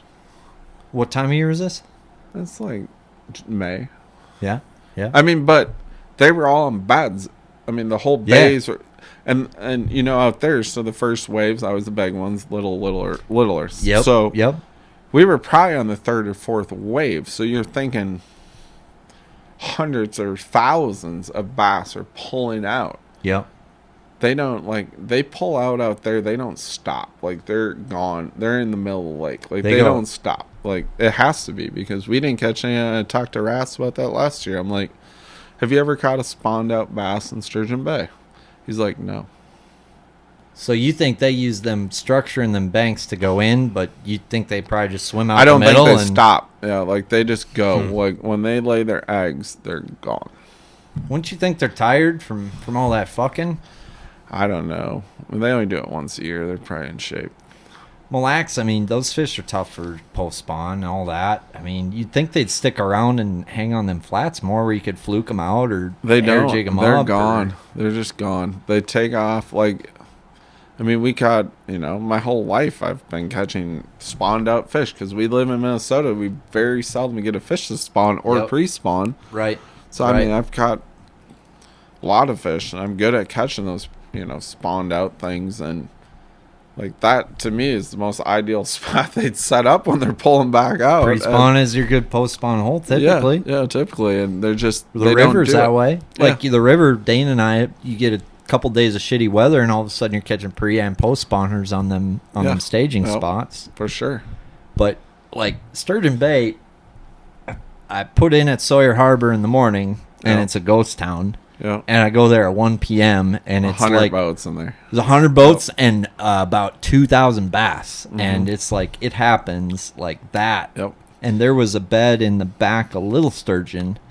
Dane and I, we had second big bass in the Sturgeon Bay Open, like a 6.5 or something. Oh.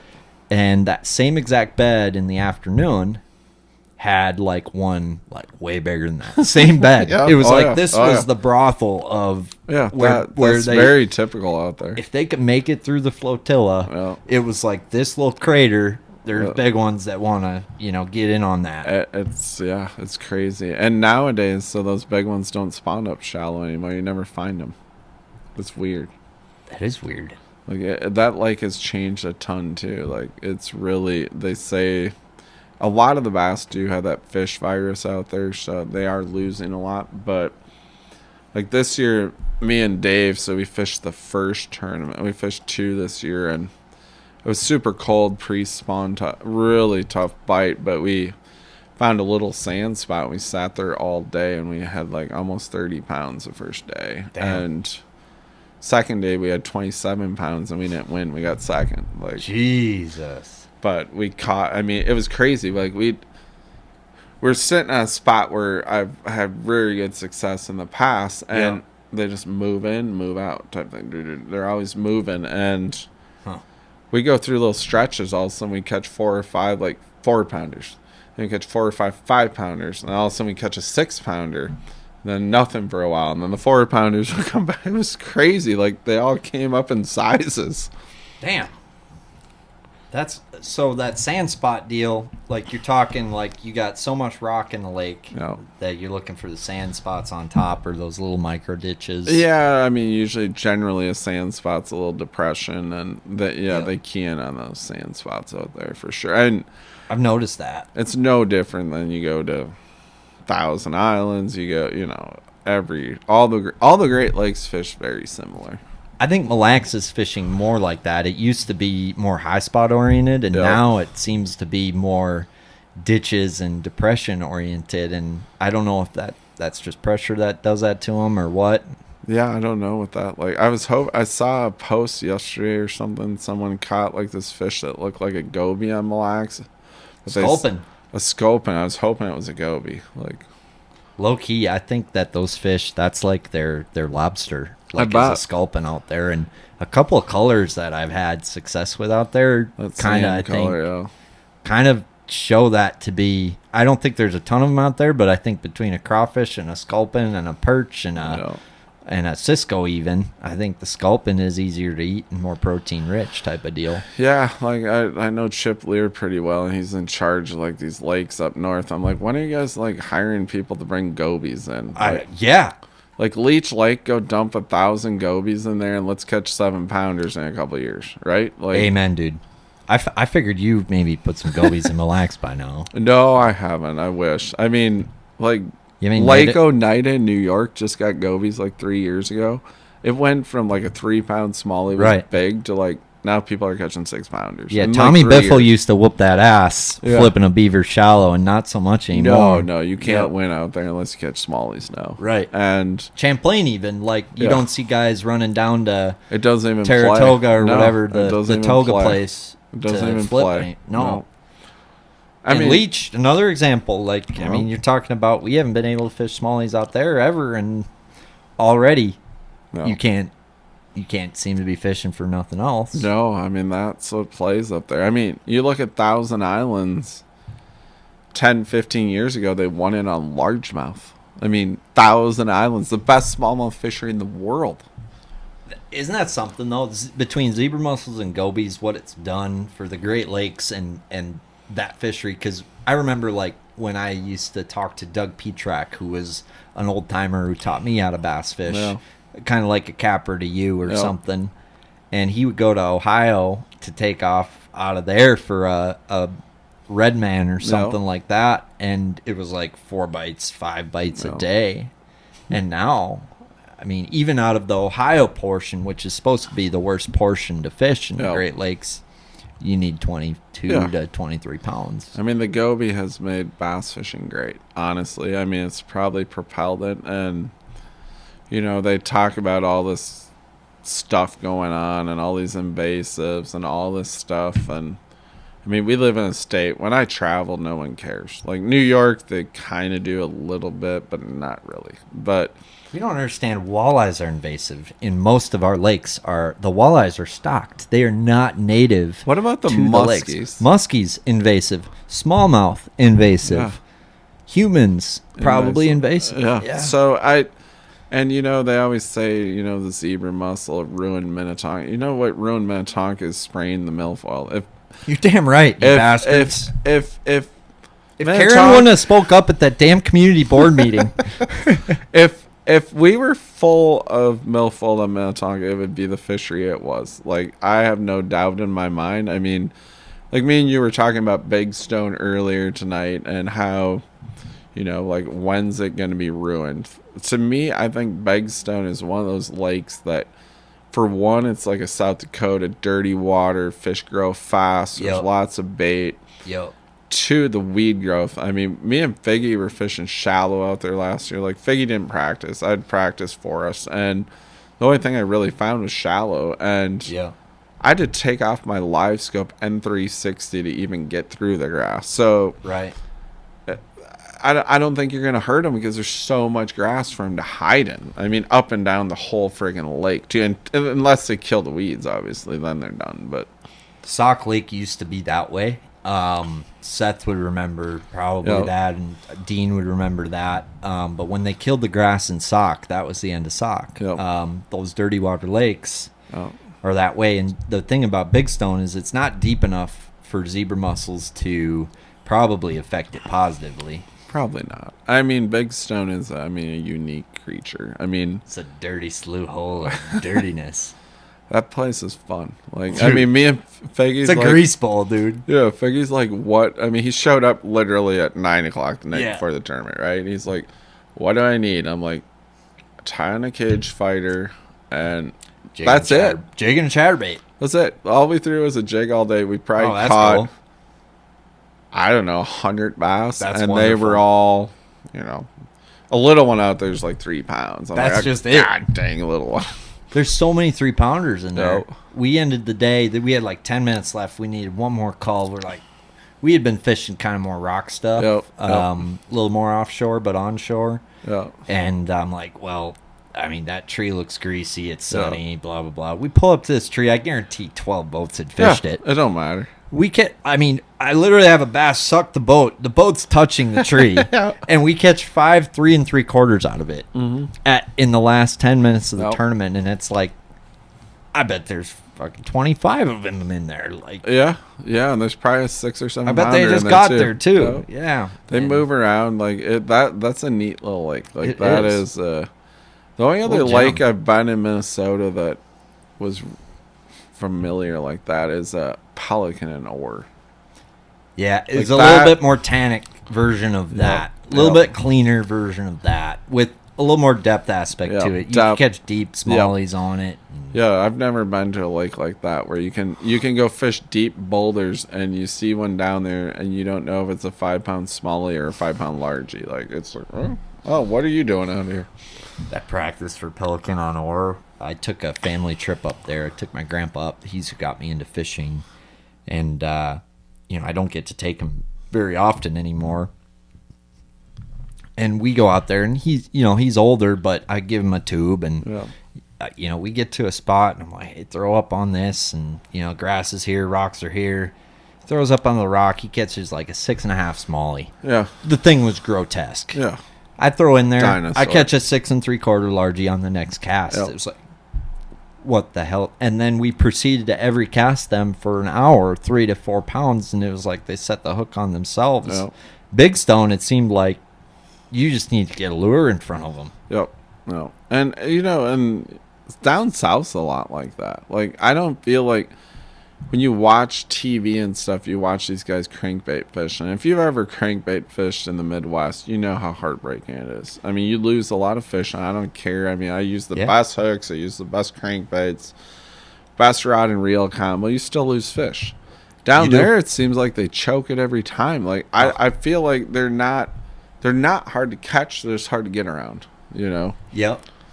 The big thing for me I've noticed with the South is how you could be going from catching them to not catching them based on just the turn of the reel and that aspect of it.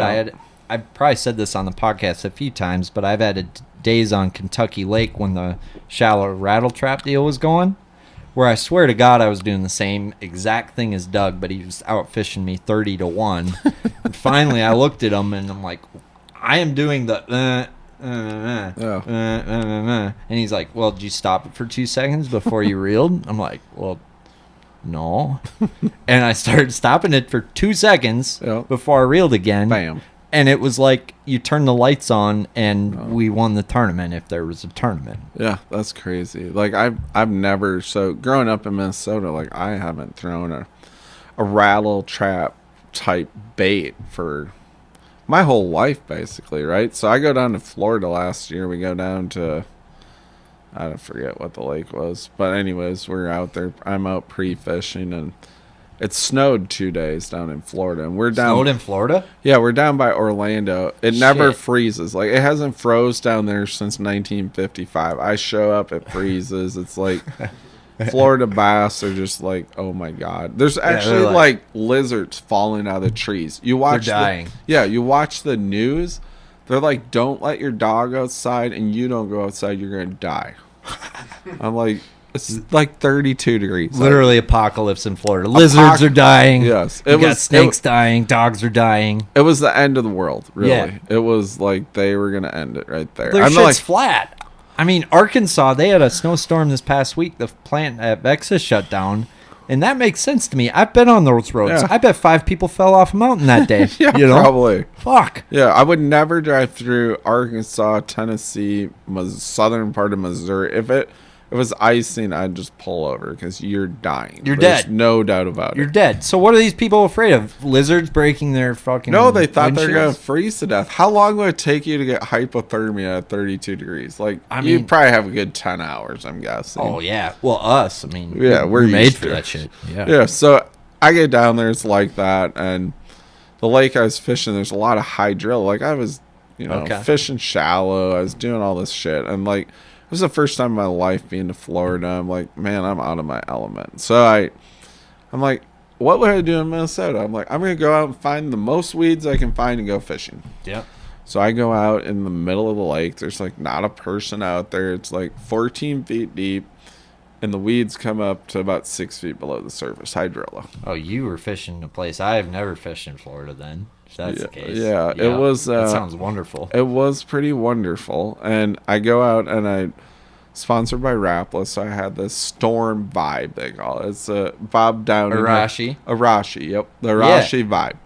And it's a badass, like, rattle trap. Like, Okay. I'm not a rattle trap expert, but that thing catches them.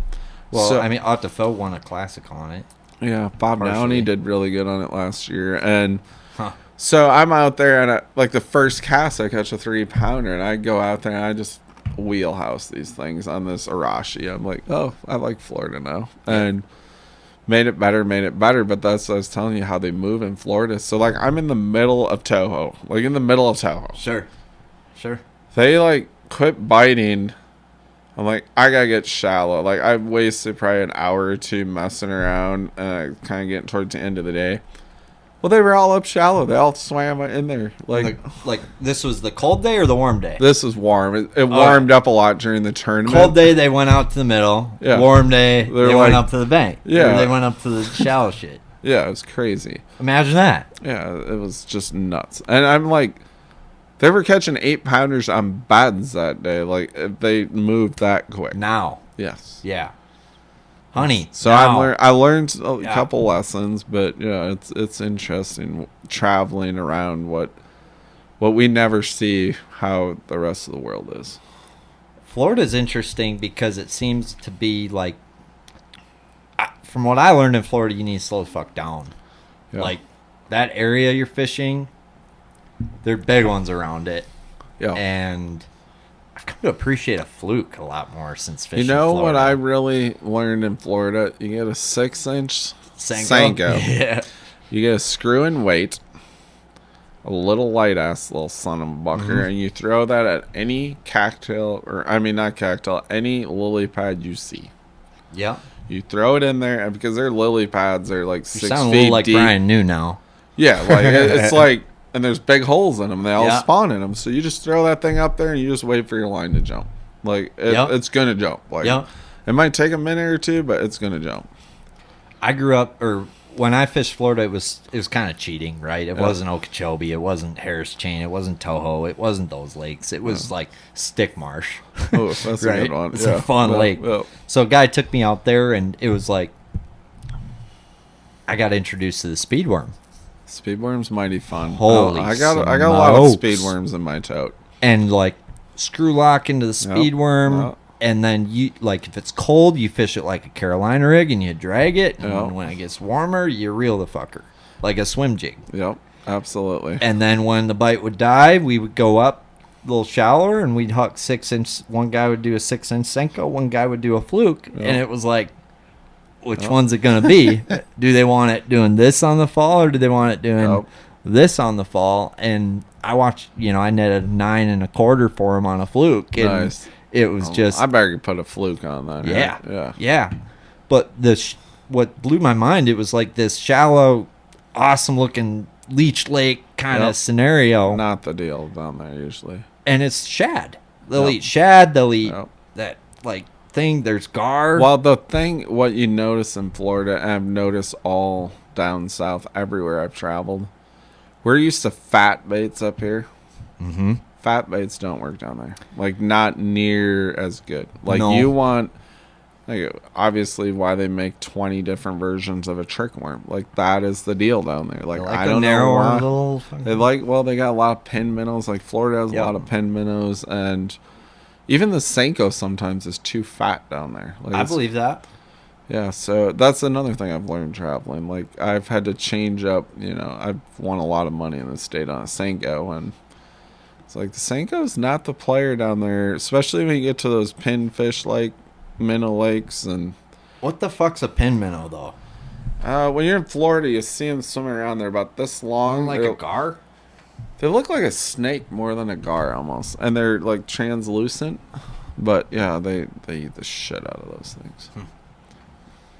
Interesting. So, yeah, it's just different tactics, I guess. I would always fight the speedworm. The first 2 years I went, I would fight the speed. I'm like, I'm gonna swim jig, and I would teach him something. I would get a swim jig deal going, but it would be Swim it would jigs take me a work while. great. Yeah, It would take me a while. Get Like the it would right- have to be this combination day. But I had like an 8.5 on a swim jig, and to me it's a lot like fishing the river, like stick marsh anyway. But there's eelgrass. They killed all the hydrilla and all the good grass in there. So it was a lot like fishing like backwater Mississippi River stuff for me. Eelgrass. It's so weird. They made that like Headwaters Lake, which is for people who don't know, it's a man-made lake. They flood an old orange farm. It's old orange groves. Yep. And you're fishing like there's all these ditches. And they open up different sections of it They every do. year. Yep. It's just so weird to me. Seth's down there right now catching them, probably. Fucker. I know, that's what I said. Yeah. It's like Kenansville used to be the place to be. Lake X or Jurassic Park, so to speak. Now where my you PB's go from. to Texas. A couple of weeks ago, I had OHIV Milliken. and shit. Yeah, a couple of weeks ago, I had Milliken on, and he's telling me how he's going to whoop ass in these opens. And, like, yeah, I'm sure he will. You're a great angler, but he's used to catching 50 pounds a day. Like, he's been just killing them down there on, like, a 15-inch glide bait. And What's up with those guys? I've seen like Milliken and Josh Jones have been like the two guys who are just seem ultra cocky. Like, yeah, they got the bass to back it up, but all of a sudden there's like these two ultra cocky guys just live scoping these fish. Like, oh, you hit a swim jig. Oh, just throw a big old minnow in front of her. Wow, what's up with that? The whole thing, like, I mean, I'm not here ripping on people, but the YouTube thing. I mean, I'm not a YouTuber. If you are, great. Like, I don't have anything against YouTubers, but YouTubing and tournament angling is two different things in my book. Like, that, I agree. Like, you can be a great YouTuber and not per se a great bass fisherman. You're just, you got a lot of time. I mean, if you don't catch a 15-pounder today, you'll catch it tomorrow type thing, right? Yep. And we did some research on this before we had our show the other night. So there has never been a guy that made a living YouTubing cashing a check on the opens. Really? Yeah. It's like, so. I suppose Randy Blockett's never fished the opens. Well, I guess he is one, but he's like a newfound. Yeah. Like, I'm talking He's like a a guy. newfound Like, I'm talking a guy. Like, I'm not considering Roland Martin's kid. Like, he's a YouTuber, but he's a tournament angler also. He was a tournament angler before he was a YouTuber. Yes. Yep. So no one came from YouTubing to the opens and ever cashed a check. Interesting. Which it is interesting. And I mean, in our market nowadays, like, the hardest thing on a tournament angler right now is a YouTuber. Like, it's, they take a lot of the sponsorship dollars. They do a good job selling product, but they do a good job. I mean, it's about exposure, and I mean, from like media exposure on YouTube versus in a tournament, you're gonna get more on YouTube. Like, if we're talking about that, right? Yes, yeah, you are. I mean, it's part of our world we live in now, and it's there's a lot of. I think YouTubing serves a good purpose in bass fishing. I think they bring a lot of people that per se wouldn't be fans of bass fishing. They wouldn't be a fan of the elite angler right away, but once they learn how to fish a little bit through YouTubers, because YouTubers talk about mostly basic stuff and, going through the things, and they create a fisherman along the way, and then all of a sudden they're a fan of the elites and following that stuff around. And Right. so it's interesting. I mean, it's definitely a different world right now. Yep. But, I mean, the YouTubers have the market right now. They do. And while we're talking shit about YouTubers, I do need to say Sam Sobey's been in my boat a couple times. Yep. And that kid can catch him. Like, Yeah, that's he's good. outfished me from the back of my boat. And so, like, I can't really talk shit about YouTubers without Yeah. giving credit where it's due. Yeah, and that's, you know, I think if Sam Sobey put his head down tournament fishing like he did YouTubing, Yeah. I think, you know, Yeah. you'd maybe see a different result. But as tournament anglers, I think it's frustrating for us to see that sometimes a little bit. I mean, I'd Milliken on. I was grilling him a little bit, honestly. I wasn't easy on him. And I'm like, you know, the hardest thing being a tournament angler is defeat. Like, to me, I mean, it's something different. You go to Leech Lake and you have a 3-hour ride home and you got your butt kicked and it's like, oh, you're home pretty quick. But driving across the country when you have 20 hours to think about it, it's like the strong survive, because Yep. there's a lot of people that can't handle that. And you're going to see 90% defeat. Like, it's not Yep. even like, It's the losingest sport there is. It's like NASCAR. yeah, Yeah. You don't win every Yep. day. You don't, But you don't have a pit crew to blame. You don't have anything. just yourself. Just you. Yourself, and you got to be good at it, and you got to turn it around real quick and turn it into a positive. But I'm also the guy that, you know, I watch all these kids and, you know, tournament anglers per se, that, you know, they're just happy with their results. Like, I'm never happy. Like, never. Yeah. Like, Yeah. Most competitive people I know aren't. I'm like, I've talked to my buddy who's in charge of rappling. He's like, you sound just like Jacob Wheeler. You're never happy. I'm like, if I win a tournament, I still go through my mind how I could have won better. Like, that's how my mind works. Sure. Like, it's Sure. just, I think Noah's that way too. Yeah. Like, Noah's that way. The most competitive people I know, like, are that way. I mean, but it's a shitty way to live, because you're never happy with anything. right. You're like, what day am I going to be happy with it? But, Right. you know, our sport, you win yesterday and you're the same guy the next day. So it don't really matter. But until you start talking classics or alewives, or that changes your life. But You notice the people, though, who've been doing it a while, like, they seem to take their licks a little bit differently than, like, somebody who hasn't. Like, for me, losing is really hard for me, and I do it a lot. And there's guys who are older than me that when they have the same finish I did, they look the same as they did, you know, before they even fished the tournament. It was like they never even lost. It was like they weren't even phased by that lick, so to speak. my deal is, like, I'm over it the next morning, right? Or when I go to bed, I'm over it. But I'm telling you, it's a bad. I'm a wreck, dude. I get that. I'm not a I get wreck. that. I'm just disappointed in myself. I'm disappointed that I didn't figure that out. I'm usually have a couple excuses why I didn't, which is not good. Like, don't make excuses. But yeah, it's a humbling deal, and you got to go through all that to recognize what you do have. But Yep. yeah, it's not for the weak. So you're pretty hard on yourself. oh yeah, Yeah. really bad. Like, You gotta be. yeah, like bad.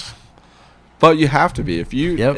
if you're not hard on yourself, no one else is going to be either. So, I mean, I always say I'm my worst critic. Like, I don't. That's a good way to be, though. Yeah, like, I'm humble and kind, but it's like I don't like losing. I don't like not doing well, and No.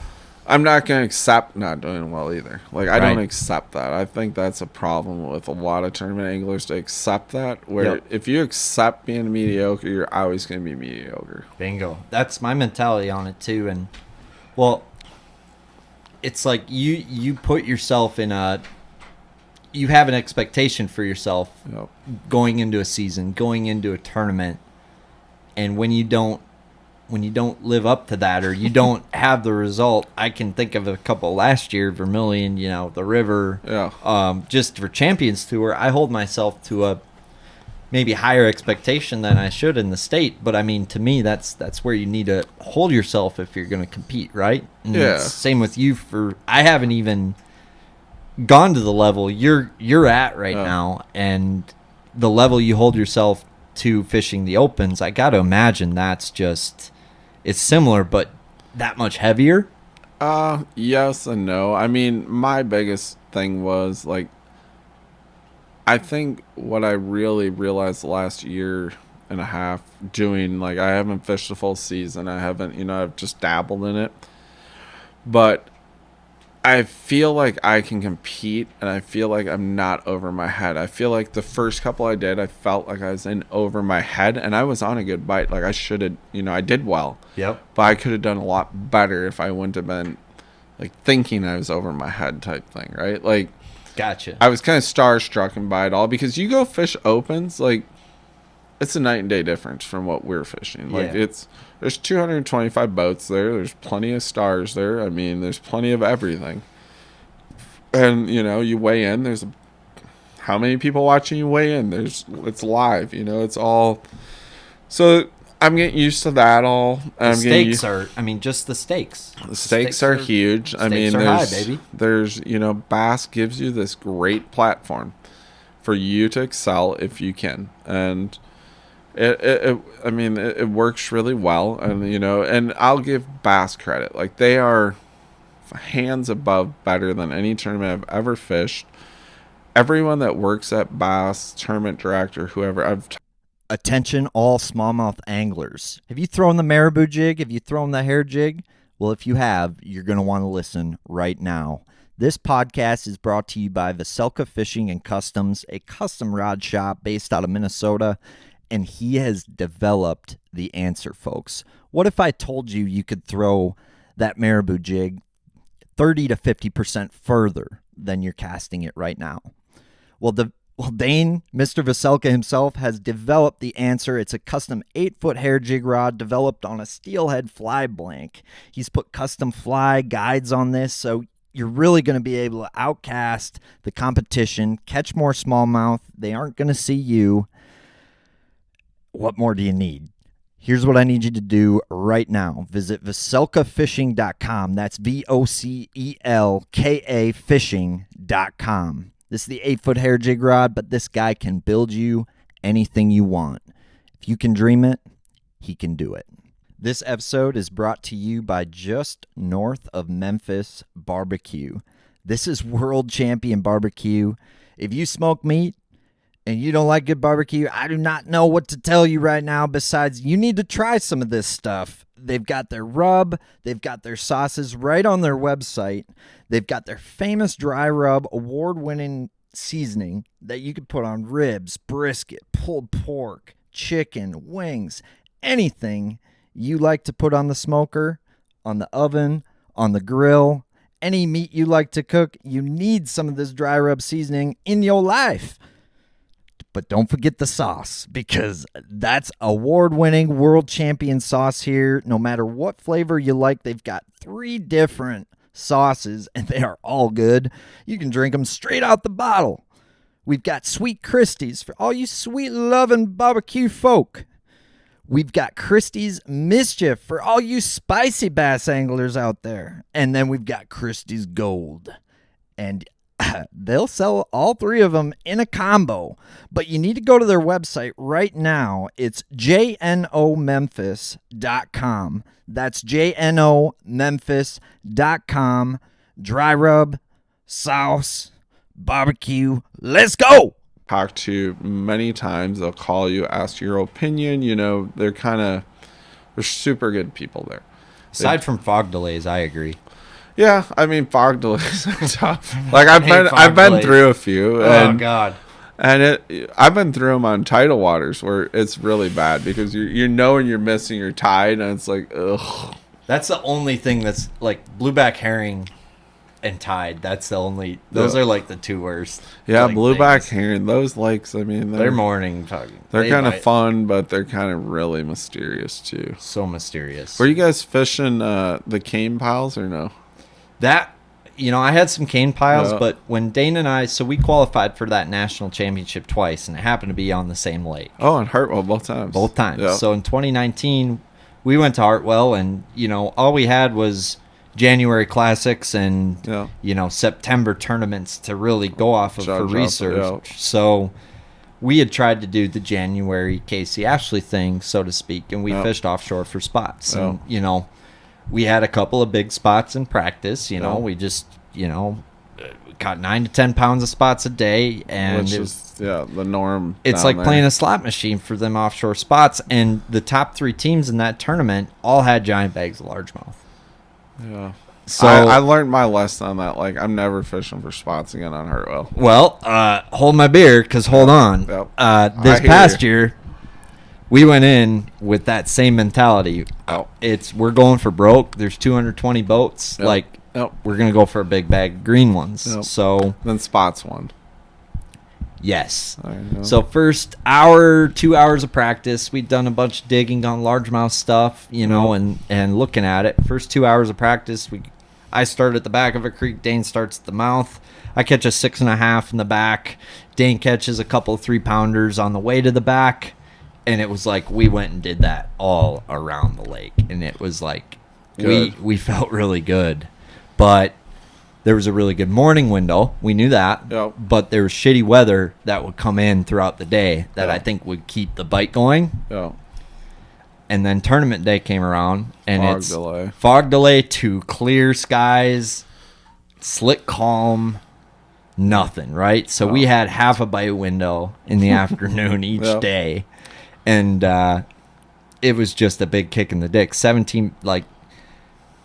14 to 14 pounds a day of spots would have got us there, and it was like we had live scope now. We had this now. I mean, I've fished down there. So when I went down there this year, I stayed with Austin and his buddy, who's like rules that lake. Him and Austin won a little tournament when we were there earlier. Sure. And I fished with his buddy, and we got like second. And he showed me all the cane. He showed me, what to do, and obviously, I mean, you guys were fishing with a lot of boats though too. That was the cane. The cane issue for me was there's so many guys doing it. Like, and then you'd have this cane. There'd be 50 spots sitting on it. Yep. The first one to eat your lures always a 2-pounder or littler, and they all fall into the boat, and then they don't bite again. It's like, I mean, it's like there's big ones down there looking at it. But I got smarter towards the end of the tournament.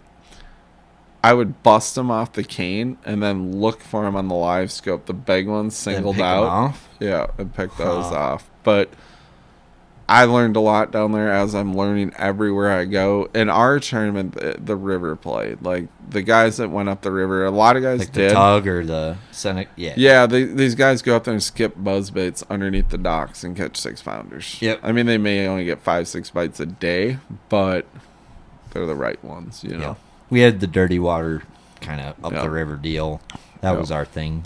But it's very sketchy, too. I mean, the spots is a safe. I mean, if you're fishing like a classic or something, I can see. Well, maybe not. Classic's bad example. You're probably going for broke there. But if I go back there, I definitely do both. But when we were there too, you could pull up to a cane pile.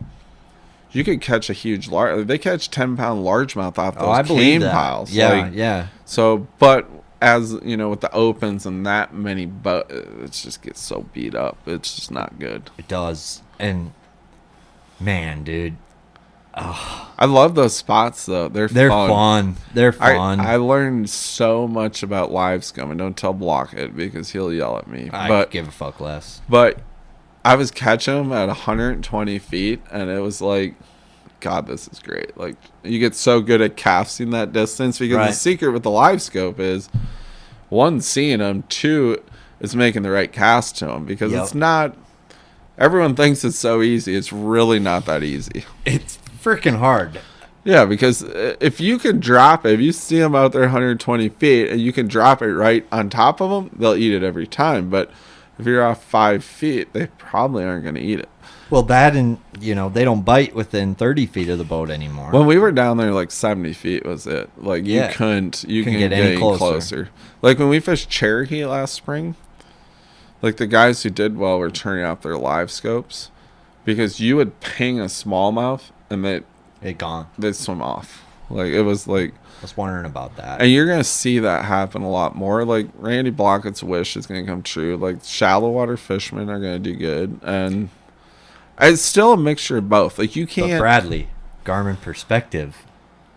Yeah, that's pretty good. It's pretty good. I'm not gonna lie to you, dude. That changed. Yeah, that's JP good. had it on our demo Camus this past year, and we went out here and fished the rock spots that I got in 8 foot. And if you're below 15 foot of water, that Garmin Perspective is the pretty best. badass. It's the best there is, man. I mean, it's 360 like, I don't, in real time. I don't ever run the Perspective. I haven't messed around with it. I've done it a little bit.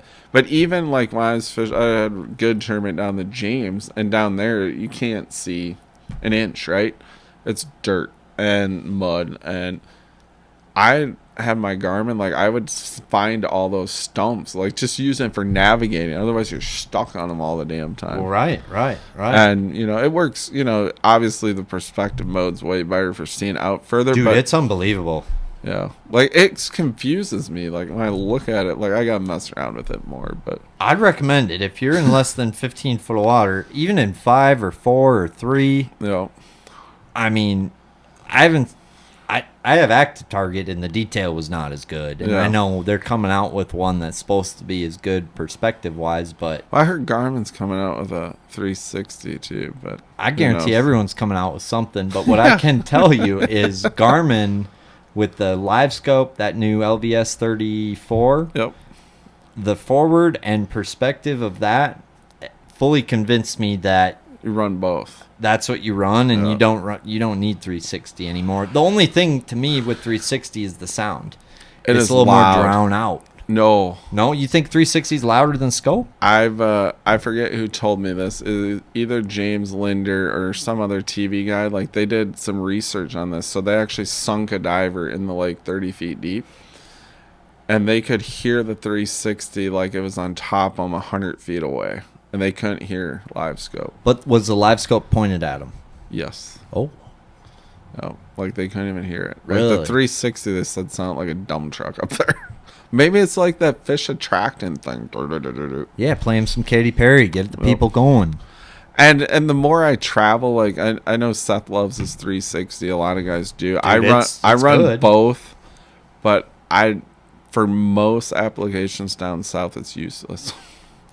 See, I always thought 360 was quieter than scope. So, like, in shallow water, I always thought that was maybe like an 360. advantage. You go up to Mille Lacs or Leech, yeah, it's a must. I mean, it's the deal. So, right? what about a side imaging transducer? Because wouldn't that be the same thing? Garmin, yeah, I run side imaging. So the side offline. imaging's louder, in your opinion, than the live scope? Because 360 is just a spinning side imaging transducer. So. I don't know. They were just doing it on 360, but I'd imagine it's pretty loud. I don't know. Interesting. But Garmin, you can run your side imaging on your trolling motor. I do that a little bit, but yeah, I'm almost to the point. Like, down south, you're always looking. Like I said, they don't, like, there's not just a boulder sitting out there, so it's like more or less you're looking for fish all the time. Right. And it's not the funnest way to fish in the world, but you got to do what you got to do. You do, and man, I feel like you need it, but you don't, but you do, but you don't, but you do. It's that one tournament a year where it's one fish. Yeah. One fish. Like, Dane and I looked at it. We didn't have it. Yeah. And that was the year we didn't make nationals. This was 2 years ago, and it was like. That costs you nationals. If you could, well, maybe not, but 3 fish a year. Yeah. Like, we looked at it, and it's like we were 3 fish away from nationals, right? So maybe one tournament gets you all 3 of those fish. Yeah. Maybe you get one extra fish from that live scope, one tournament, and then one another, whatever. Yeah. It's like hunting, right? All that little extra scent blocker. Yeah. Everything you can do to help you. It's not. And you see that with everything now. I mean, in my opinion, what I'd like to run for electronics, I'd like to run 2 Lowrances, or actually 3 Lowrances, a Garmin, and a Humminbird. I would run Lowrances with Lowrance and a Garmin stacked on it. If you're talking about me next year, Rob, I'm sorry, I'll still sell you a bunch of Humminbirds. Well, it's just, to me, like, everything, and you're starting to see this inside the industry. Like, yep. Humminbird, Garmin, and Lowrance is starting to get a little more acceptable of people running more than one. But, I mean, they can't expect someone fishing the elites not to have the best. Like, you just can't do that. Like, you're fishing against the best. You're not fishing against... It's not like I signed a deal with Rapala, and they're like, you only can fish a Rapala lure. Like, it doesn't work that way. With lures, it doesn't work that way with a lot of things. Right. With electronics, the stakes are way higher even. I mean, you get to a Scopen Lake and you don't... St. Clair? Yeah, St. Clair. I mean, they have 3 of them this year, pretty big Scopen Lakes, and you're running a Humminbird scope out there, and you're like, man, I'm done. Like, I mean, but that being said, the last 2 AOYs were won with guys that run Humminbirds, so... Yeah. And I've heard St. Clair, they're getting, like, to your point about them getting wise to it. Yeah. Tootie's about to be the best freaking thing you could find on St. Clair because it don't point at them. Yeah, I mean, it all. I mean, if you can see them far enough, the whole thing is if you get in within that 67-foot barrier, you're getting a little close to them. So if you can see them far enough, but I also see like I don't fish Mille Lacs a ton, but my kids always have a high school tournament up there. So I actually learn more watching them through my back graph. Like, I'm like, you didn't cast far enough. You casted too far. But sometimes, like on Mille Lacs, I don't know why this is. You can sit off them a ways, they won't bite. You get on top of them, and they'll bite. Like, they just get mad at it. You know, those smallmouth are interesting. Like, some days... you'll see them down there circling the rock. Like they're on a bed almost in 24 feet of water. Also, and then one bites, the whole school will fire up. Right. But so there's definitely different, I mean, applications and, definitely mess around with all that stuff because sometimes you can get right on top of them. That's crazy to me. Yeah. And that when you said bed fishing, that's what that reminds me of. There's times where it's like you get closer to them and you throw something that's bigger, more intimidating, and that's what fires them up and gets them triggered. It's a weird fucking sport that way. Yeah, it's just never ending. Constantly learning. Well, I'm going to grab a water because I drank 3 whiskeys pretty quick. Oh, good work. And then, maybe, do you have to pee yet? Mm-hmm. Okay. Yeah, we'll take a quick break. Checking in, checking out. We get breaks in this deal? Oh, yeah. Oh, Christ. Oh, yeah. No, so you're on some big-time shit now, but I want to hear some Capra stuff. Like, what's your best memory of fishing with Dean Capra in the boat? Because not a lot of people got to fish with that guy. He's an absolute crackhead in the boat. That's all I've heard. That's all I've seen. Yeah, he is. But you've spent quite a bit of time with Dino in the boat. Yeah, quite a bit of time. If there was one like crazy thing you remember fishing with Dean. I mean, he's a crackhead. Like, he's just runs back and forth, and I mean, I don't really. Nothing really stands out. We didn't shoot anyone or anything. Nothing that severe usually. He's all wound up like, Brad, we gotta go to this spot. We gotta go over here now. No, what surprised me about them all is like, when I first started fishing, is like the Capras ruled the roost, and then as I got to that point, like I'm like, well, they're no better than anyone else. They just got more time. Yeah. More time on the water. Yeah, I mean, one of the best quotes I've ever heard in my life, that was from Teddy. He looked at me and said, everyone puts their pants on the same way every morning. Resonates. It is so true, no matter what you go through in life. I put my pants on that way. Yeah, everyone does. Right. Like you can beat anyone. Yeah. It's just the day. That's fishing, right? Yeah, fishing for sure. Amen. Losers win, winners lose. That's just how it works. What was there a technique or anything that those guys taught you at the time that you say would was like, holy shit? Like, you started in a 14-footer. Like, you can't tell me. I mean, they didn't teach you nothing. So I mean, there was a lot of time after that. So I got pretty honed in, and when I started fishing Dean and Teddy, I was winning out there already. So Gotcha. it was, Well, there was a reason they let you in the circle. for sure. And I actually taught like Teddy. Like that's when I started fishing with Teddy. I took him out one day because Teddy always wanted to know, what's this kid catching him on, or this or that, and to his demise, like I think Teddy and Dean could be, I mean, especially Dean now, I think they could be twice the anglers they were or are if they wouldn't worry so much about other people, because I think that hurts them. Like that hurts me, I know. Yep. So I know it hurts them. Right. Go do your own deal. You're the best out here. Why is that bothering you? Why does it matter what Joe Blow's doing? Yeah, they were just, they want that extra school or whatever. But so back in the day, like I got on this swim bait thing, and I showed Newman at first. I should have won a bunch of tournaments on it. It's stupid. But it's just the Storm walleye eye deal, right? The one with the head in the bait? Yes. Dude, the wild eye shad or something? Yeah, the wild eye shad. Like, dude, it was... The old top hook. Yeah, top hook, yeah, dude. Dark sleeper before the dark sleeper. Yeah, you'd have to fish it, though. I didn't have the right setups, because that was one of my... Like, for one, I didn't have the money back in the day, so you just fished with what you had.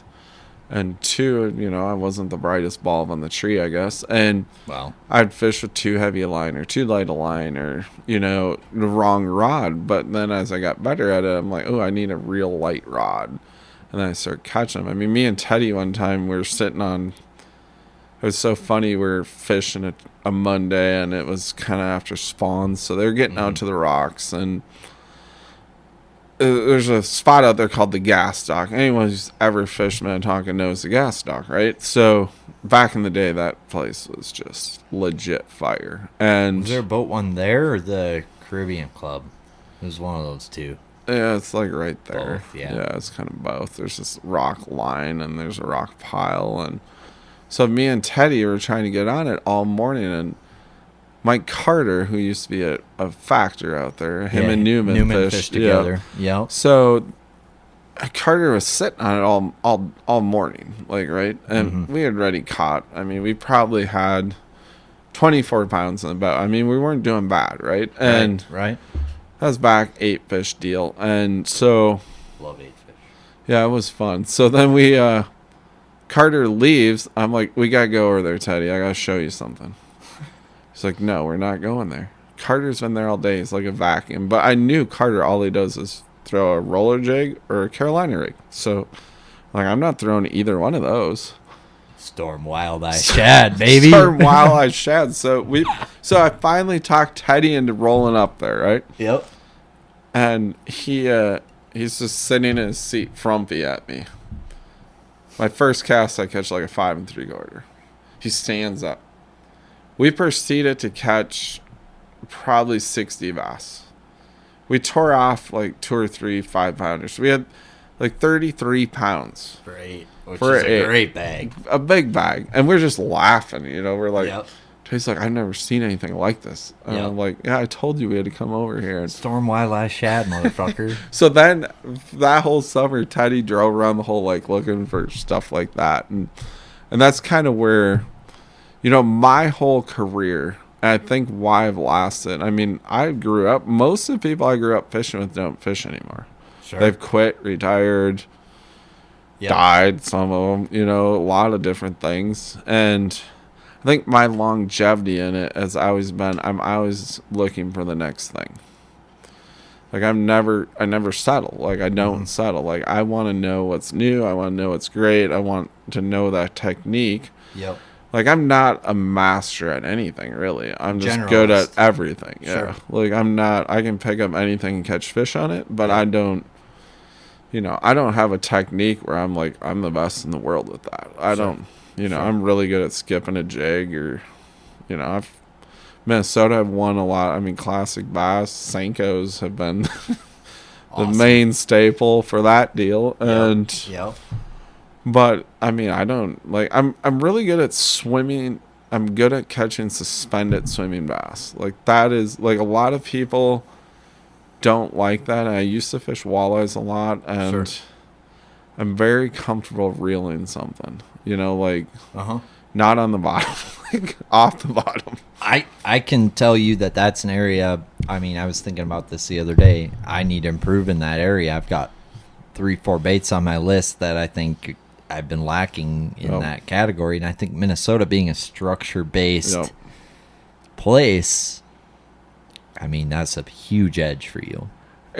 So what I mean, a cat out of the bag type deal, like back in the day on Minnetonka, why I won so much and why me and Teddy won so much, we were catching them off of shelves. Like, we weren't catching them on rock piles. Like, yeah, they'd sit on those rock piles, but what they do, they push those bluegills up. Like, Pokegama Lake, like, that lake loves me. Like, that lake, I was gonna say that's a perfect lake for. yes. They move this way. They don't move this way. Yeah, same deal. Like, Uh-huh. you can go down a half-mile stretch on Pokegama Lake, a steep break, and not get a bite. All of a sudden, you catch 10 in a row, and they're all 4-pounders, right? Yep. And they're just pushing bait up there. They're pushing up to that break. Right. Tomorrow, they might be pushing it up 100 yards. So you don't... it's like a shot in the dark type thing. Like, you can't plan where it's going to be. You can't do anything about it. But I like that. Like, I like that. Nuance. Yeah, like, I like that whole thing because I know no one else is doing it. Like, I like doing that. Like, that's my deal. Like, I like, classic bass is a bad example because you really can't win doing stuff like that. A 5-fish derby, like, I've never fished a 5-fish derby on Pelican, but I would love to. Me too. Yeah, because, And I wasn't catching them the way you were catching them, but I feel like I was finding structure that was a little more to myself. yeah, Whatever. and I mean, it's... That's cool. It's really good when it's good and it's bad when it's bad type thing. But we were doing the same principle in Minnetonka. We get off those sharp breaks, and they're pushing bluegill and crappie up, and that's how the chicken all started. Like, honestly, that is how... I've been waiting to get in the chicken. I thought we'd get in a little earlier. But, so the Storm Wildeye Shad, right? was my first version of, yeah. That was that the got beginning me of the going. chicken. Yes. So Mike Carter's fishing this spot, right? Yep, And yep. he's on the bottom with a roller jig or a sea rig, right? Yep. So he's either on the bottom or this much off the bottom. Yeah. Close to the bottom. So you went up and you're like, Teddy, hold my beer. Yeah, And, basically. like, pull up there and are you reeling that Wildeye Shad then? Like, or like, are you not, like halfway out the bottom. gotcha. So you're Like, fishing super the middle, suspended, yeah. like spinnerbait type, half the water bottom. Like, yeah, not even like... I mean, I've Well, it's caught a deeper lot than of that, big though. ones on Minnetonka slow roll and spinnerbait, which I think would be a key player out there hell now. of a day last year doing it. Yeah, no one does it anymore, and it's a killer way of catching them. But just kidding. But it was kind of the whole philosophy. It kind of taught me, and I got buddies that fish muskies a lot, and they always told me, like, those muskies, they catch them trolling in the middle of nowhere. They catch huge bass doing that too. Yeah, they do. Like, just out fucking sunny pods, crappie pods, or just roaming around in the middle of nowhere. And I'd be willing to bet the smallmouth on Minnetonka. If a guy could figure out how to catch them like that, you would be King Kong for a little while. Man, I've had some days where you just roll up and catch a couple big ones. There's big Roll up ones and in catch there. a couple big ones, Yep. and then like you never You never see them again. do it again. No. But like a bass's eyes, they're on top of their head kind of more so than on the bottom or the side. Yep. They look up, and before forward-facing sonar, to your point, no one was doing it. No. Just like when Moina was winning all them tournaments on Tonka, no one was throwing a roller jig out in them parts. No, So I mean, the difference between me and Moina, I wanted to make money off what I figured out, and he wanted to win tournaments. yep, gotcha. And, everyone's giving me a hard time about that. About Everyone's the chicken. Yes. Like, everyone's like, why would you ever let that out? I'd have won probably a little more money on it first before I let it out. But how long were before I say that, how long were you throwing the chicken before you put out a video about It it? took literally probably 3 or 4 summers for me to get really dialed in. Like, Sure. so the first one of the major stepping points in the chicken, I'll give credit to, is Kevin Van Dam. I watched him back in the day. I think they're on Kentucky Lake. He was cracking them. I mean, on a hair jig, which no one ever saw before. And he was hiding it. Like, I'm like, I caught a glimpse of that. I'm like, that would work around here. So I bought, like, you know, they make preacher jigs. They've always made preacher jigs. Yep. So I bought a preacher jig. Me and my son, this is, I don't know, you probably don't remember when I had the Lund boat. Like, I have a son. So his mom left, like, took everything. I was broke. Fucking, my dad bought me a 16-foot Lund Pro Guide. Holla, we want prenups. We weren't even married. It's just child support and all this other shit. So, anyways, my dad's like, you can't, you know, you got to fish. And he's like, so I had sponsorship with Humminbird and stuff. So it was decked out. It was a nice, you know, had a Talon on it. And cool. Me and Dusty Man, like, we won a lot of money out of that boat. Like, that's the year we won the Classic. We won the Denny's right after. Right. I mean, we won a lot of money out of that boat. Dusty Man is he's a hammer. He's a name on the Tonka parts. I mean, you fish with Dusty. He is definitely a hammer. And, I mean, I still talk to him probably weekly. And he, that guy could be elite star if he wanted to be. Like, 100%. He's that good. Yep. He comes up with crazy shit that works, and he's a fish, but he doesn't care. Like, he doesn't care about winning tournaments. He cares about going and catching crappies or whatever it may be. He doesn't care. He just wants to catch fish. Right.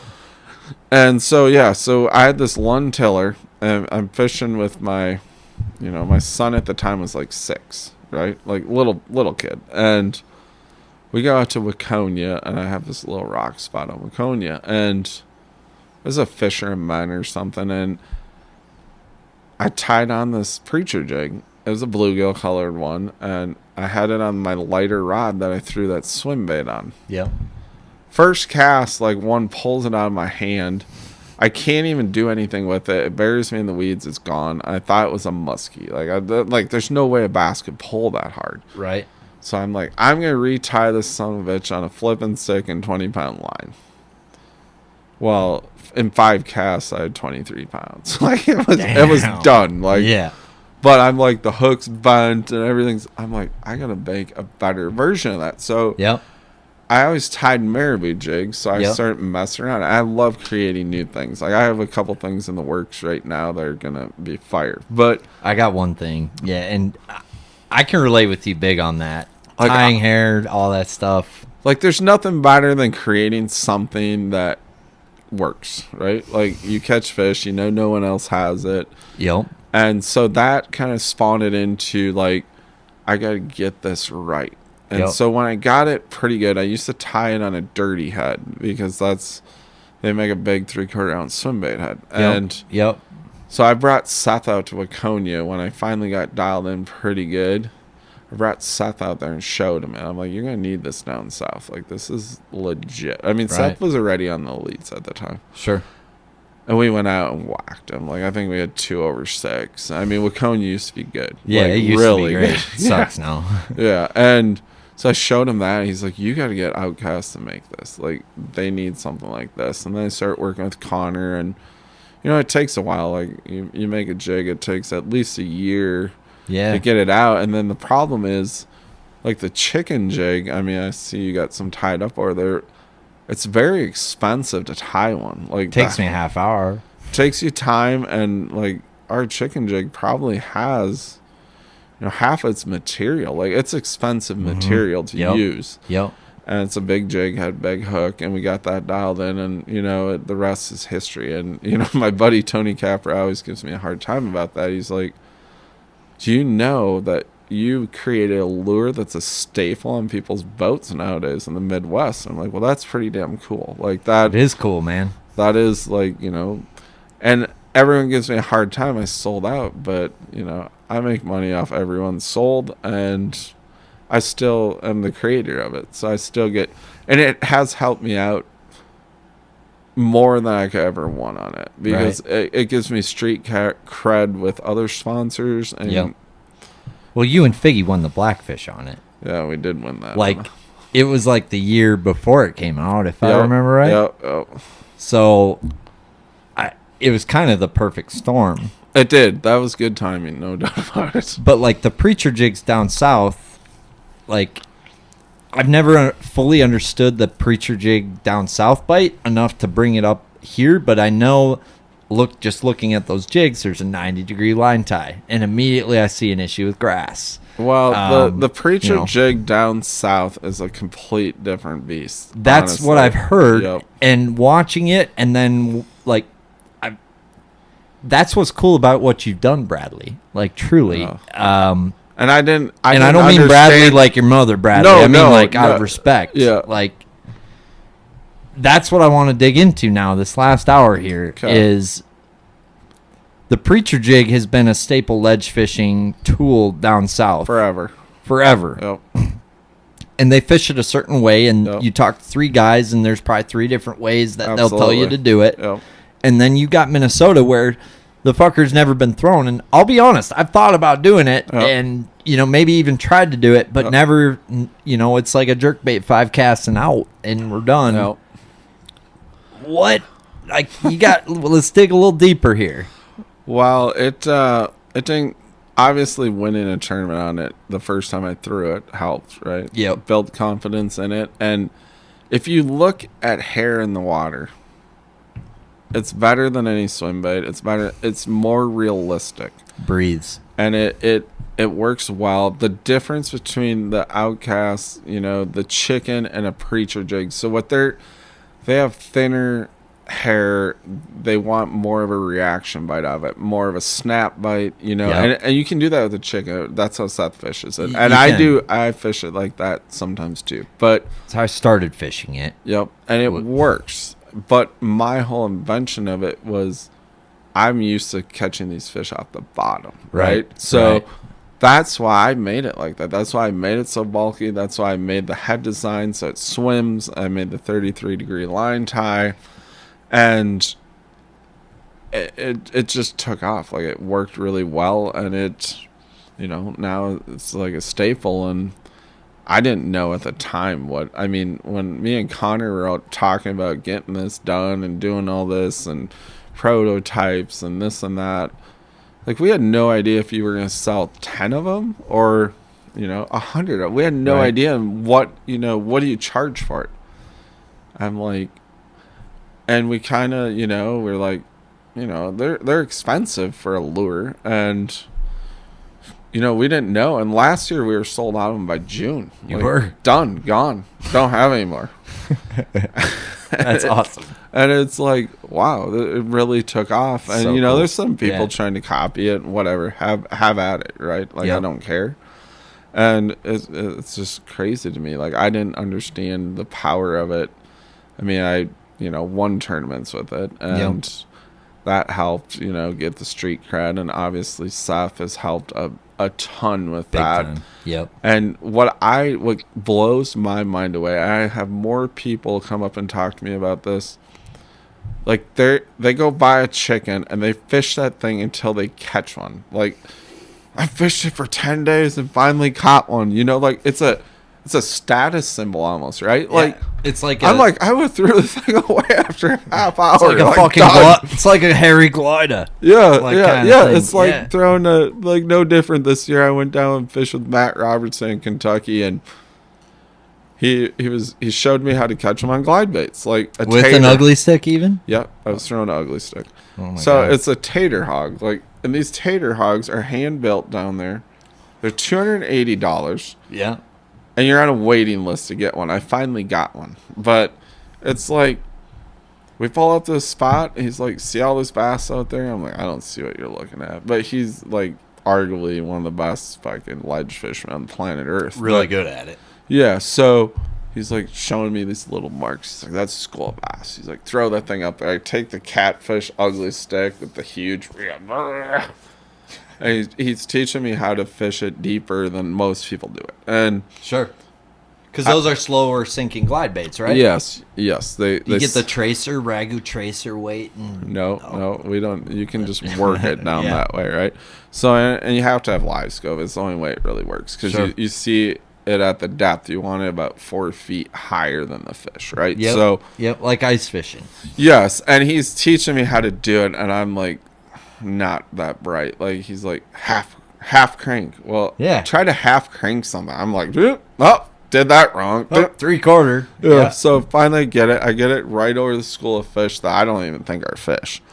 And all of a sudden the whole school rises up and I crack a 6-pounder out of it. I'm like, oh, I like this. And, it's just something like I had to go home and buy one because it's not like you're going to win tournaments on it because we've watched people melt down on glide baits our whole career. Right. And But it is one of those deals you got to know. You get 15 pounds or 12 pounds and you have 4 hours to kill. Like, probably not a bad bait to be throwing out there. No. If those tournaments were single-day events, I think you'd see a lot more glide baits because, like, oh, yeah. You hear about that with Missouri, those types of lakes where those big single-day events, the glide bait wins. Absolutely. Like, and not to mention 8-inch swim baits. Like, right. I got a whole box of them. Like, you hit the right day or the right timing, and that's what you need. Well, they're like Cisco chasing smallmouth. Like, them largemouth is a big gizzard shad. That's what they eat. That's what they want to eat. And you got to feed them that, or it's probably not going to get one. And it's so crazy. You can watch at school and throw a drop shot or a Ned to them, and they won't touch it. No, they won't. They won't even look at it. It's crazy. But you throw a 9-inch glide bait over their head, and they come unglued. It's like, okay.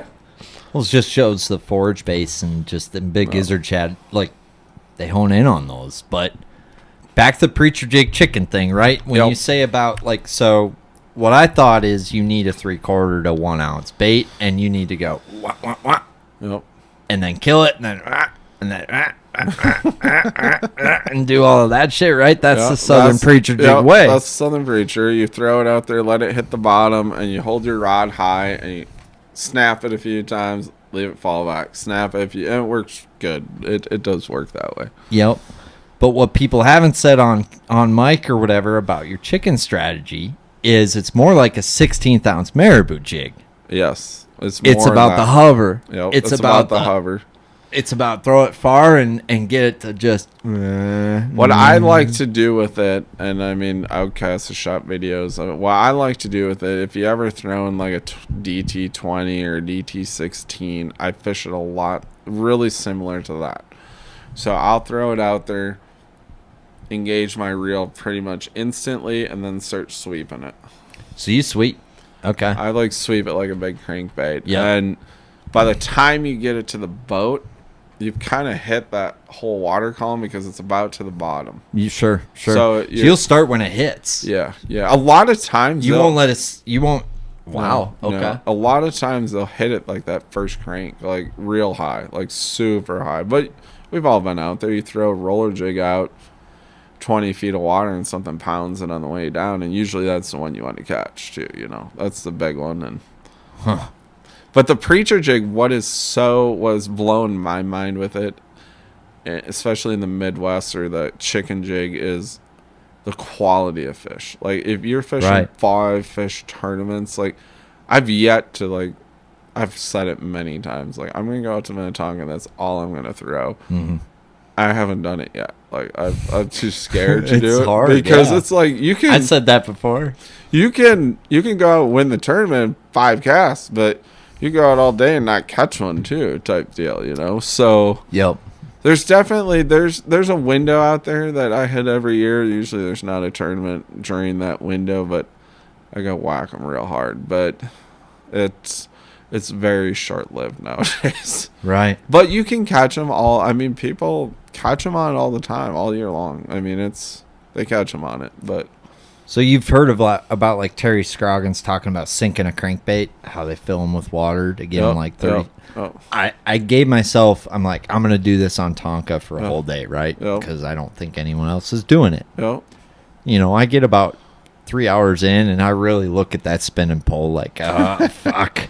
And the 4th hour, I catch a 5-pounder. In 25 foot of water on a crankbait. Place I wouldn't do it.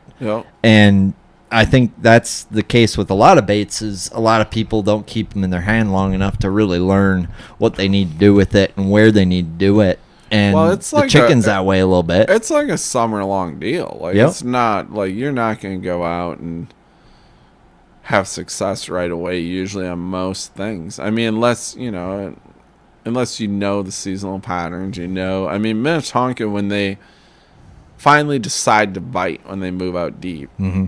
I mean, that's a good time to go test. But what makes really good fishermen are, like, being out on those times when they're biting. Like, that's why Noah Schultz is, like, the man, right? Like, Right. he's fishing lakes that they're so full of fish, and it's so easy to go to, like, a lake like that and pick up something you don't have confidence in and catch them. Yep. And build confidence and learn how to fish it right. Right. Because if you're out on Minnetonka, you're going to go try something after everything didn't work. A pretty good chance is what you're trying is not going to work either, You're fishing a horrible time, they're just not biting, and now you're trying some new technique that you don't have confidence in to begin with. Right.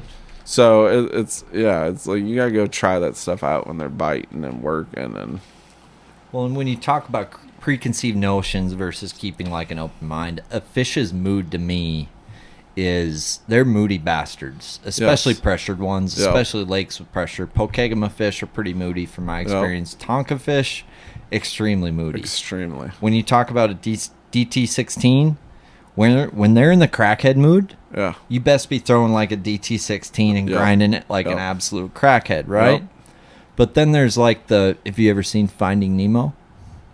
Yeah. Or like the no Dory phase, like no, I speak whale, like no. And that's like the chicken phase, like no.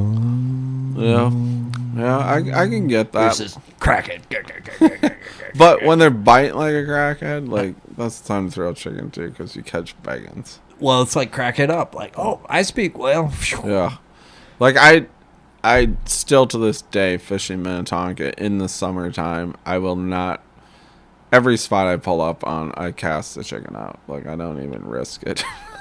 So the bluegills, like, to me, the biggest thing with what you developed with the chicken, to me, applies to lakes with a lot of bluegills, right? Yep. Because what I think a lot of people, there's people who've discovered this magically in tournaments. Like, all of a sudden, we threw out the other side of the boat, and all of a sudden, caught one. The old Brian Blazer on Lahamadou, phenomenon, right? Yep. And Tonka is full of, like, big schools of bluegill. Find the bluegill, find the bass, right? But then bluegills aren't always positioned where they're supposed to be. They're not always whatever. Yeah, correct. But nothing like a bluegill, a school of bluegills is yeah, they're just sitting there waiting to get eaten. Yeah, like it's easy food. Yep. So you got that chicken hovering there. Yep. It makes sense. Like, it all makes sense now. Yeah. And it, I was onto something bigger than I ever thought. And that's the cool thing about always wanting to expand. Like, there's stuff out there right now. I mean, think about the guy who came out with the first chatterbait. Like, he didn't know if that thing was going to work. He didn't know it was going to win like $20 million bass fish. I guarantee you that. It was just an idea he had one day when he was out fishing. Dude was stoned to the gills, put a blade on a freaking jig head. Next thing you know. Yeah, and there's many more things out there to come. Right. Like, you always think, like, how are you going to develop anything more? But there's always something more out there. There is. And when, like, it keeps building on itself, kind of like technology. Like, technology in the 60s was X, right? And it took that much longer to get to the 70s, right? But now, like, by 61 they would have had the iPad. Like, now it's like, now it's fast forward. And same with fishing. Like, these techniques like the spy bait come out and they inspire like these other techniques. And I've only got now one. You're doing hovering and you're doing this all this other stuff. I mean, a lot of it comes from Japan, let's be honest. And they fish super heavy pressured fish, and they're very patient fishermen. I mean, I've watched a lot of Japanese fish over the couple of years in the opens, and they don't move much. They don't fish fast. They just catch them. I mean, when it lines up for them, no one beats them. But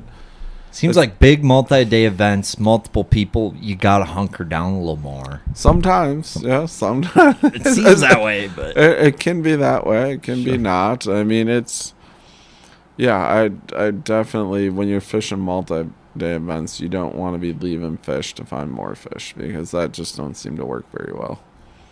I always struggle leaving fish to find fish, and when I have, it's bit me in the ass. Like, yeah, I mean, you're fishing a 5-fish derby on gull and you're catching 2-pounders. It's pretty easy to leave that, but it's a fact. Yeah, it's it's one of those deals. But I think what I've really learned down south is, applying the 5-fish method, right? Like it's different. It's different than 8. It's different than catch all. It's like you're going out, you're thinking about catching 5 bass. You're going out, you're hoping for 5 bites, and if you're going to catch 5 big ones or 5 little ones, it really don't matter. So you might as well be fishing for big ones. Yep. Type deal. Yep. And you look at these guys like Bobby Lane, who I just had on the show. He's made it $4 million almost fishing for big ones. So real good at it. Yeah. So it's definitely changed my mindset. I mean, I grew up when bass fishing just started, basically, and fishing was good everywhere. And, it wasn't hard to catch fish. So it's different when you go and it's hard to catch fish somewhere. It's like, oh, not great. But it changes your mindset on it. It's like, I don't need to catch 20, 30 bass a day. I feel like to win in Minnesota, 5-fish derby, or to win on Denny's, like, I feel like I need to go out and catch 40 to 60 bass. Like, I feel that's how we win. And most of the tournaments when we won, we caught lots of fish. I agree with that to an extent, for sure. And it's probably the way we fished. And, but now that it's dropped to 6, I could see where a guy could pick up a scum frog all day and go out and compete with it. Right. So that's changed the mentality. If you drop to 5, I think the scum frog guy even betters his chances, right? Agreed. Yep. So that has changed over time, and what I've had to change along. I mean, the sport's always evolving, and I mean, when I first started fishing, we did 12 fish tournaments. I mean, that's cool. Yeah. See, 8 fish is like my favorite. I wish we could go back to 8. Yeah. I mean, and then the throw a monkey wrench in it all. I mean, I did classic bass for how many years, and that was like a whole new concept to me. I mean, it was like, I'm with you. It was like, and every time I'd come home, my dad's like, I've never heard of something so dumb. You're trying to catch little ones? Like, yeah, that's how you win. I mean, sometimes, I mean, it's one of them deals. Classic bass of voodoo, like a weird deal. It's different. It's a different deal. I really happy I fished it though. Like, I would still fish it if the travel lined up right, but I think I learned a lot from it. I learned a lot about time management. Like, yeah. The clock is your enemy in that deal. Like, when I go to, I mean, a lot of times in the opens, we're fishing 10, 11-hour days. And Christ, it hits 10 o'clock. I'm like, don't we have to weigh in yet? It's like, right. So that's helped me. Like, when you can slow down a day like that, it's usually good things happening. So I appreciate that, and they run a great tournament over there, and it helped me a lot. It helped my gut. Yeah, that's the biggest thing I'll credit Classic Bass for, is it's helped my gut, because in a 5-fish, like, you can go roll dice and you can make a bunch of wrong decisions and make one gut right decision and make your day. And I guess, like, in a Classic Bass format, you can't make 4 wrong decisions with your gut and 1 right, because you burn too much time, and you need to learn to trust your gut to make the right gut one right away. Yes, versus absolutely. Right. And that's why I like thoroughly struggled. Like, the last year I did Classic Bass, I think the only one I didn't cash check was Pelican, but I feel like you were on knowing what you did Classic Bass, that I don't pay attention to a lot of other guys, but I paid attention enough to know that you were on a deep smallmouth program. I was. Everyone told me that would win it, and it just, the day was wrong for it. It was so wrong for it. And I I had a spot just like Ras. I mean, I talk to Ras every day, and I had a spot just like that. And I think where I made the crucial mistake is I didn't throw a Ned. Like That's my number one. I had a spot just like Ras. I mean, it was the same deal. It was like a point with a buoy, and it had like, in practice, I went up there. I think it was the last day of practice. It was hot and sunny. Yep. I was throwing a Senko with no hook in it, and I had 5-pounders swimming all around the boat. Every cast I got bite. I'm like, I'll come catch 100 of them here. Like, I started there. I caught a couple. And I didn't like switch to a net. I was throwing like a weightless Senko, and I think they just wanted something more on the bottom that day. And I gave up on it. Like, I drove away from it. And in hindsight, and then how the day transpired, like east wind all of a sudden. I catch a couple, and all of a sudden Adam Ras has 100 pounds. I'm like, well, we're fishing for second today. Yeah, like you know you're done. And that whole year though, so I cashed checks in everyone but that one, and every tournament I weighed in, like at noon, I was in 29th place or worse.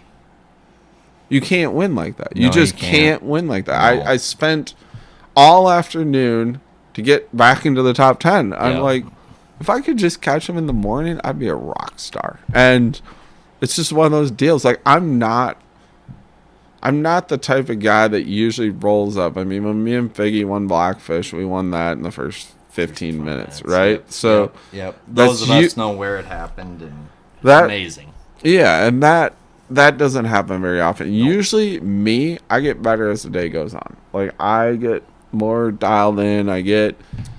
And that doesn't work very well for classic bass. I mean, and like you said, you make the wrong couple decisions in the morning, and you're all of a sudden, I'm 29 pounds behind. It's like, ooh, that's bad. Right. Well, like 5-fish tournament, I'm a guy who likes to I like to test the waters, stay positive, test negative, and like classic bass taught me like the hard way that I can't test negative, but you can. You just have to be right. You just have to be right most of the time. But that Pelican tournament, I felt like I had a Ras type spot. Yep. And I spent a lot of time to find it. It was out in Egypt. Yep. Just textbook. Yep. Exactly how he caught him. Yep. The difference I credit to was I had to split it with Shane and Peters. Oh, yeah. And I wasn't throwing a Ned. Yep. Like, I threw a Ned in practice, and the rocks were so bad that, I'd break off. And it was like, but if you just let the bastard sit there, who the hell knows what would happen? If that tournament would have been like, I'm not woulda, coulda, shoulda, but I got you. Yep. I had 2 spots I caught him out there on a chicken, and they weren't like, I would roll up and I could catch 5 of them, and they're all great big ones in a row. If it would have been a little bit earlier in the season, these are deep spots. Yep. If they would have been schooled up there better, because I feel like the schools just weren't that big, like, I would have loved it. Like, I think I could have won that like raft style, just every cast. Like, I could catch like 4 or 5 in a row, and then they'd shut down. Right. And that's how tournament day was for me too. I would move spots, and I would, whatever. And once I realized that I could catch 2 or 3 on that spot, and then give it 20 minutes, and then do it again. Yeah. That was my second half. And it was like, I messed up. I mean, I knew, the shallow chatterbait thing was just insane. And like, it was too good a practice for me. Like, it was too easy. Me too. And I had a lot of, like, I spent a ton of time out there, like, finding deep boulders, and they were loaded full of smallmouth. Yeah. Like, it was good. Like, I could have caught 10 off each one. They were gone. Like, there was none. I know it's that with my stuff. I'd go to a deep smallmouth spot, I'd barely hook one, and maybe catch another one, and then it was done. But that's tournament angling. Like, if it was a sunny day, maybe we talk about me winning by 100, 300 pounds. But that's just how it is. Like, I didn't adapt to it, and Ras did. Ras landed on him and caught him. And smoked everyone. It was bad. Like, really bad. Really bad. We were fishing for second by... the 3rd hour of the tournament. Yeah, like that's crazy. He could have even caught way more. He says just second reeling them in. That never happens in a 5-fish. Like, no. It's impossible. And he probably wouldn't have won a 5-fish tournament. It's the whole deal. you're in it till the last hour of Yep. five fish, the last 15 minutes or whatever. But getting back to the chicken, like, you made me think of something that I learned from Mark Lasik. He's a business guy, not a Yep. fisherman. Yep. He invented frequent flyer miles. And I was fortunate to have some time with this guy one day, and there's only one bit of advice he left me with, and this is a very successful business guy. So Yep. to me, this applies to everything in life. He Yep. gave me one book, signed it, and the book was called Steal Like an Artist. Okay? Yeah, that makes sense. And basically the whole premise of the book is that nothing is created from scratch, right? The best Correct. art Oh. is not created from scratch. The You best made it better. Correct. It's a combination of things that makes it so that people think it's like 100% original, Yeah. but they took little things Yep. like from other things. So Yep. then when we think about bass fishing, right? Yep. It started with this, and this, Yep. these simple things, right? Yep. And then that creativity spun them into these 3 things into Yep. 6 things. And Yeah. then creativity spun that 6 things and 12 things, and et cetera, et cetera. And the Oh. chicken, to me, and what you did with the chicken is like just a prime example of that. Yeah, it was just I used something and made it better, and actually a whole different application for it. You created your own category, so to speak, Yep. for like out of something that was already there, Yep. but tweaking it to the point where it's something that didn't exist prior, right? Yep, correct. It's epic. I've only done that with one thing, and I'll show you. It's not going to be on the record because I'm not ready to sell out yet, Brad. I hope you do. It's fun. I'll show you, but you have to win a fucking open on it. Okay. Okay. Okay, And then that's it's fine. fair. That's easy. That's Oh, no super. problem. 186 guys. No, we got 225 signed up. I mean, they're full, but only 186 guys are doing all of them. That's crazy to me. It is nuts. That's a lot of guys throwing a lot of money in the ring to be where they're at, and Like I told only 9 Seth, guys go. Only 9 guys go, but I feel like your chances are better because doing like if you do a 3-vote tournament circuit, right? Like there's no room for failure. You can't like you just can't. Like Right. This deal, if you can throw in some top 10s, I mean you can throw in some top, like 120 place finish, and it's not going to kill you. 9 events gives you some cushion. It does. Man, though. It's going to be just a grinder. I mean, that's all it is. Is there any lakes that you're looking at that you think you could win on a chicken? No. No, not Opens at all. ain't going to Minnesota. If the Opens were going to Minnesota, it'd be a different story. Yeah, I would like. I mean, they fooled us a little bit. They were talking like they were going to come up to the Leech, and which I would like that. That'd be I mean, cool. I That'd don't be know really if I'd cool. win on Leech, but I I mean, know I'd cash a check on Leech type You thing. cash a check. So it's hard to win. I mean, it's Dude. damn near impossible. Like it's not easy.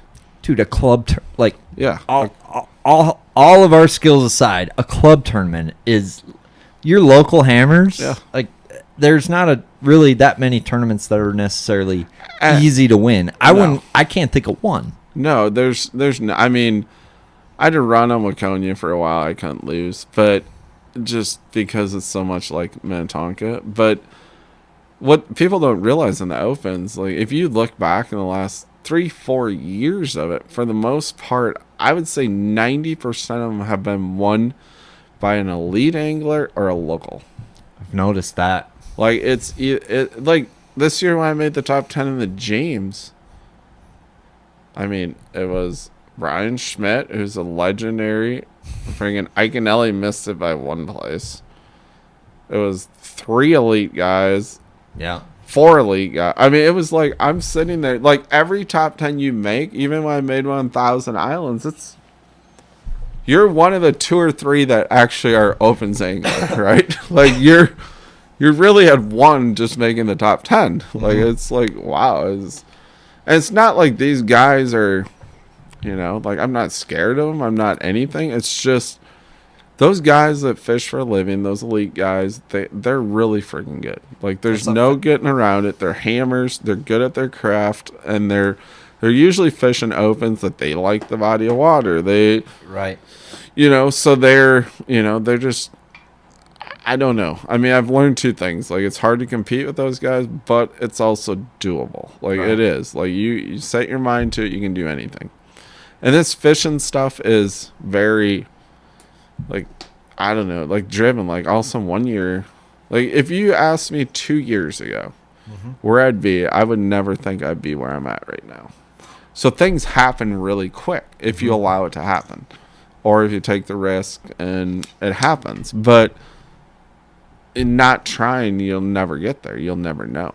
Right. Which, I mean, a lot of people try, though. It's crazy. There's a lot of people that go out and try, but most of the time, from what I've realized with all traveling the country, especially from areas like Lake Minnetonka, or you go to Hartwell, you go wherever, if you can dominate in those areas, you can go make it in the elites. If you can't, probably stay home until you can dominate. Like, I'm not talking win every tournament. I'm talking, back in the day when I fished a lot around here, like, a good year to me is cashing 80%. Like, that was my goal. Like, I want to cash 80%. Like, and I did that a lot. Yeah. Yep. And my whole thing was I don't win a lot. I cash a lot of checks. Yep. Like, that's how you stay in the business for a long time. It's true. Because there's certain people like Brandon Polnick, when he got into the elites, he'd win or finish last. Yeah. Like, one or the other. Hero zero. Yeah, he like honed his skills into to compete now. Yep. And he has for a while, like, not just now, but he had to change the way he did things also. Like, it's always, you're always changing, and you're always, like, to me, give me every top 10 in the world. Like, I'm fine with that. I want to hear why a chicken does, like, that technique only is good in Minnesota and not duplicatable around I'll tell you, the country. New York, it works really well. So you think it's a Mason-Dixon line thing to an extent? I think it's a bluegill deal. I think there's definitely room. Why does a white one do so good then if it's a bluegill deal? I think it's because of the crappies. Okay. That's my deal. Like, yep. I think they love crappies. Like, I honestly... White's crappies, green's bluegill. Yes. Got it. I think they hone it. I think it's easier for them to see, for one thing, because a lot of times you're throwing it and they're moving quite a ways to hit it. So I think it's easier for them to see. And, I mean, I've caught a lot on bluegill color, but white is I like white better, obviously. Sure. But...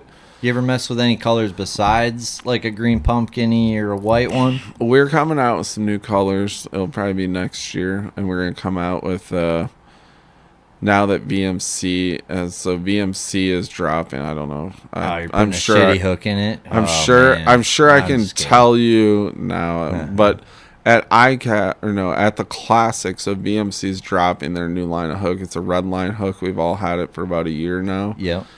It's pretty much like a Ichikawa. It's super sharp, super great. Good size barb.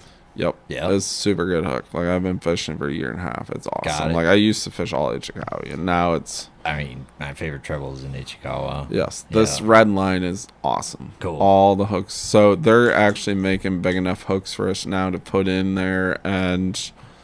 So we're going to upgrade it a little bit. We're going to come out with some new colors. Like, my favorite color is going to come out. And, I mean, no one has one except me and Seth. What's your favorite color?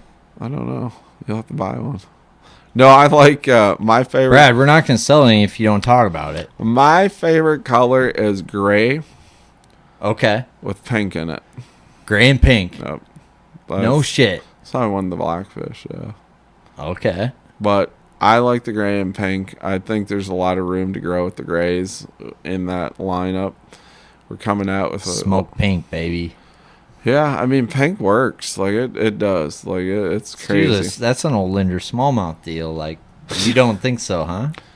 I don't know. Like, it works well. Like, me and Figi were fishing at Denny's one day, and we were drop shot fishing, right? And we've been on this school for an hour, and it slowed up. And back in the day when you could catch them pretty good, and probably about 2 years ago, and I pulled out a pink drop shot worm, and he's laughing at me. So I'm like, I got 5 3/4 on it. So it works. Like, morning down, baby. Yeah, it worked well. And So we're coming out. We're coming out with some new sizes, which will be good. And I got a new thing that is gonna.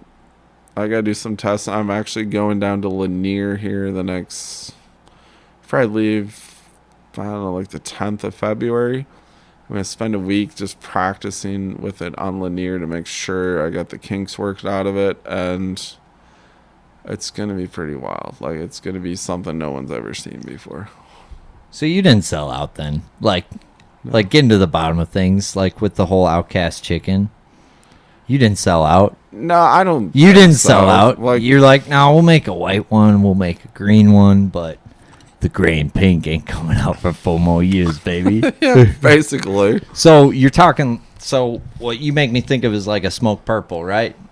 You're talking like a smoke pink type of scenario. Pink on the inside, gray on the outside. Very, very little pink in it. Enough to accent it, kind of type thing. Enough for him to hone in on. Do you think it's just the fact that it's different, or do you think there's something that they eat that has a pink hue to it, or do you think it's how the bass see color? I think it's how they see it, more or less, because I think, it's no different. You go to Florida and black and blue are king, right? Well, if you drop a black and blue worm in the water in Florida, it looks brown. Well, that's because the bottom's so dark. Yes. And, okay, so the fluke deal that I learned, smoke silver, was the color that the guy I was with was just whaling him on. Yeah. And he's like, well, the smoke is real dark fluke, but it glows just different. Yeah. Everything looks different in the water. And part of the reason we would have came out with new colors, but COVID and everything, I mean, it's no little feat to get these hair jigs tied. It's no little feat to, supply chain, best excuse I've ever heard. Yeah, for sure. But no, it's just hard to find.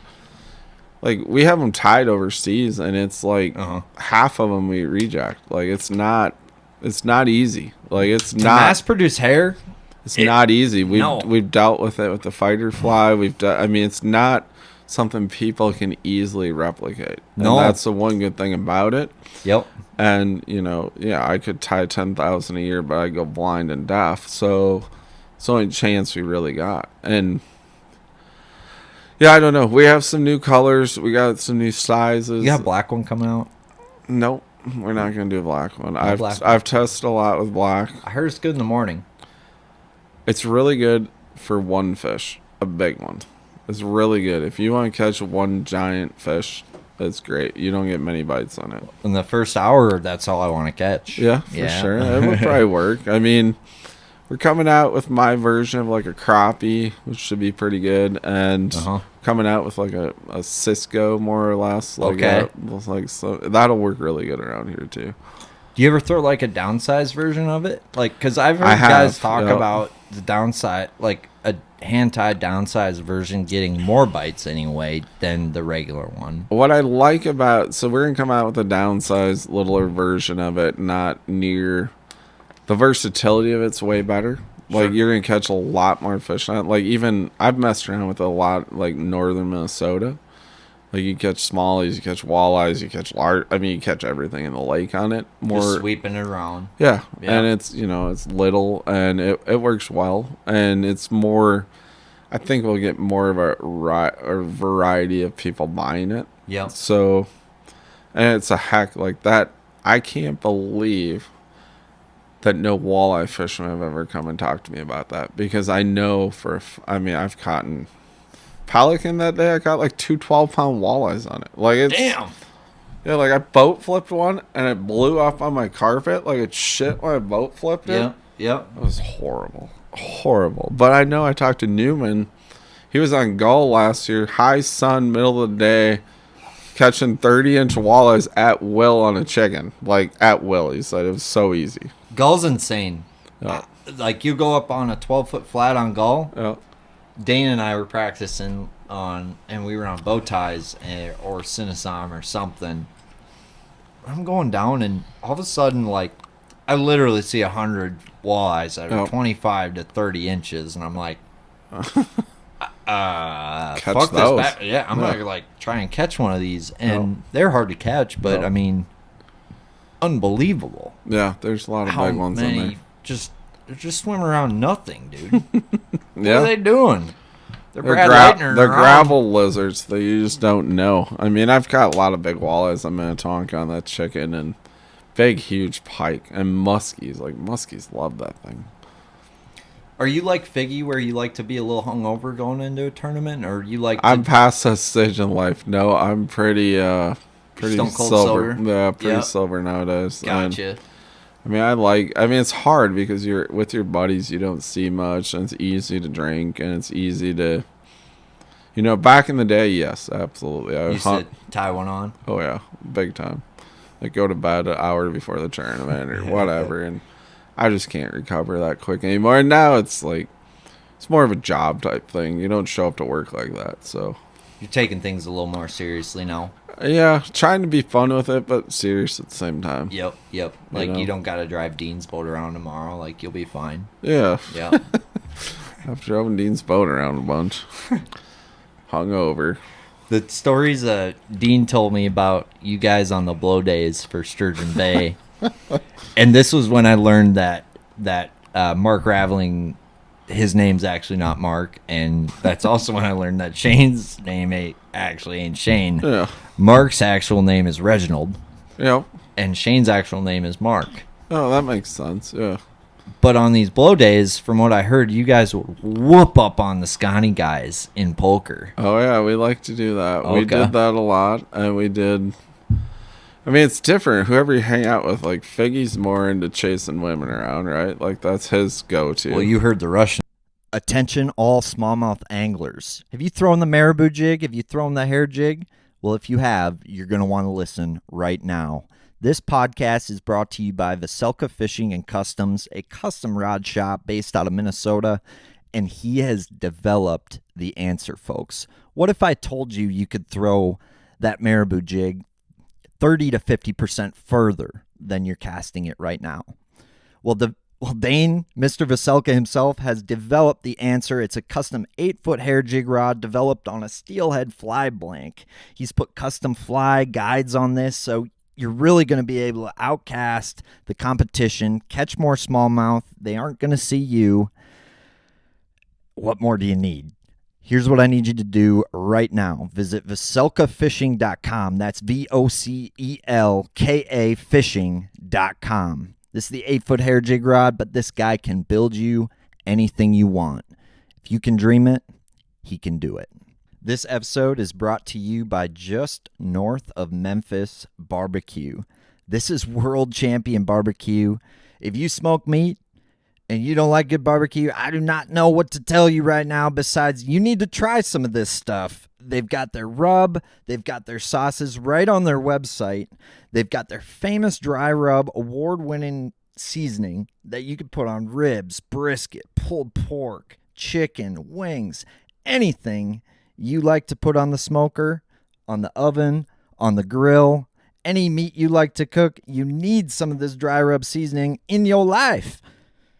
But don't forget the sauce, because that's award-winning world champion sauce here. No matter what flavor you like, they've got 3 different sauces, and they are all good. You can drink them straight out the bottle. We've got Sweet Christie's for all you sweet-loving barbecue folk. We've got Christie's Mischief for all you spicy bass anglers out there. And then we've got Christie's Gold. And they'll sell all 3 of them in a combo. But you need to go to their website right now. It's jnomemphis.com. That's jnomemphis.com. Dry rub, sauce, barbecue. Let's go! Story, right? I was there. Holy shit. I was there. And then he won the tournament. That's why he's a legend. Yeah. Yeah, Like- for sure. Like, I mean, lucky he didn't get killed. He could have got killed. Fucking Figi and Holga that night was, I mean, Yeah, it's been a wild ride. Like, I've lots of stories. I mean, I remember when this is so far before your time. So the first time I ever fished Lake Vermilion, so the Pro-Am had a 2-day championship up there, and they gave away a Ranger boat. This is when I still rocked my old 618. okay. So little walleye boat, because I Yeah. used to walleye fish a lot, but I did bass fish Those too. are good boats, yep. So I go up there for 2 weeks to practice this. I mean, they're giving away the biggest tournament I've ever been in, and I'm like 19 probably. So I mean, a long time ago. I get up there, I skiff underneath the first dock, and 28 smallmouth come out. I'm like, oh, I don't need 2 weeks for this. Yeah. So it was back in the day. It was like Newman, Carter. I think Vince, you might have even been there, and Heath Gorilla. I always call him my gorilla. He was up there, and they're all up there, and we all found the same thing, you know. It's like easy, so we're just out drinking every night. And I'm like 19, right? Yep. We go to this club one night, the BC Club. Oh, Old Vermilion Club. Oh yeah, yes, yeah, sir. Old Vermilion Club, and like this 40-year-old girl, like woman, like took advantage of me. I mean, I was like 19, you know, like just it used to be crazy back in the day. Like it was. Them 40-year-old women will teach you something. Oh yeah. Yeah, They you learned a lot that night. They still do. You learned more that night than you did all the practice. Now I promise you that for sure. And it was really petrifying because at the time, this one I didn't know her. Yep. And she was married to a fisherman. Oh shit. Yeah, so they were like hanging out at the weigh-in. I'm like, oh my god, they're divorced now, so that's good. But whoa, yeah, it's like I had no idea. Like I went in with good intentions. Totally, you're just there, you know, trying to win the derby and you know, trying to learn something. Yeah. She's teaching you a lot. It's not your fault. Her husband, she taught him all the tricks, and she's bored. She was bored for sure. But I mean, that happened quite a bit back in the day. It doesn't seem to happen that much anymore. I mean, some places you go, but bunch of prudes now. It's different down south. The old Southern belles. You met any Southern, like, cause without getting you in any trouble with your lady friends? No, I'm not. I'm like, no. I mean, I'm kind of dating around a little bit now. Nothing too serious. Just kind of seeing what's out there in life. And I mean, there's some around for sure. I mean, I've heard like stories of massage parlors around. You're telling me a little bit about this. These magic massage parlors that they exist. That's happy all endings? I know. Yeah, they exist for sure. Okay. I mean, I got a buddy that's been like teaching me about them a little bit, and yeah, I don't know. I haven't partaked in it per se, but there's stuff out there. Like it's a crazy world. Not to like bring up the whole Asian stereotype, but massage parlors carry an Asian stereotype. Down south, is it kind of that way, or? Absolutely. Yep. Okay. Yep. And yeah, I mean, I don't know. It's crazy. Happy ending. We give you big fun. We give you big fun. Big fun. Big fun. Big fun. So, I guess what you're saying is this year in the Opens, you're really gonna lean on Matt Robertson as a wingman, being that you're going to be in his trailer. You're going to be looking for, you know, Mrs.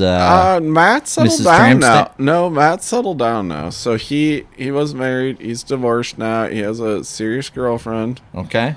I mean, I'm kind of bummed out he got hooked up with her so quick because we had fun plans, but I'm happy for him. If he's happy, I'm happy for him. And it means more trailer trash for you.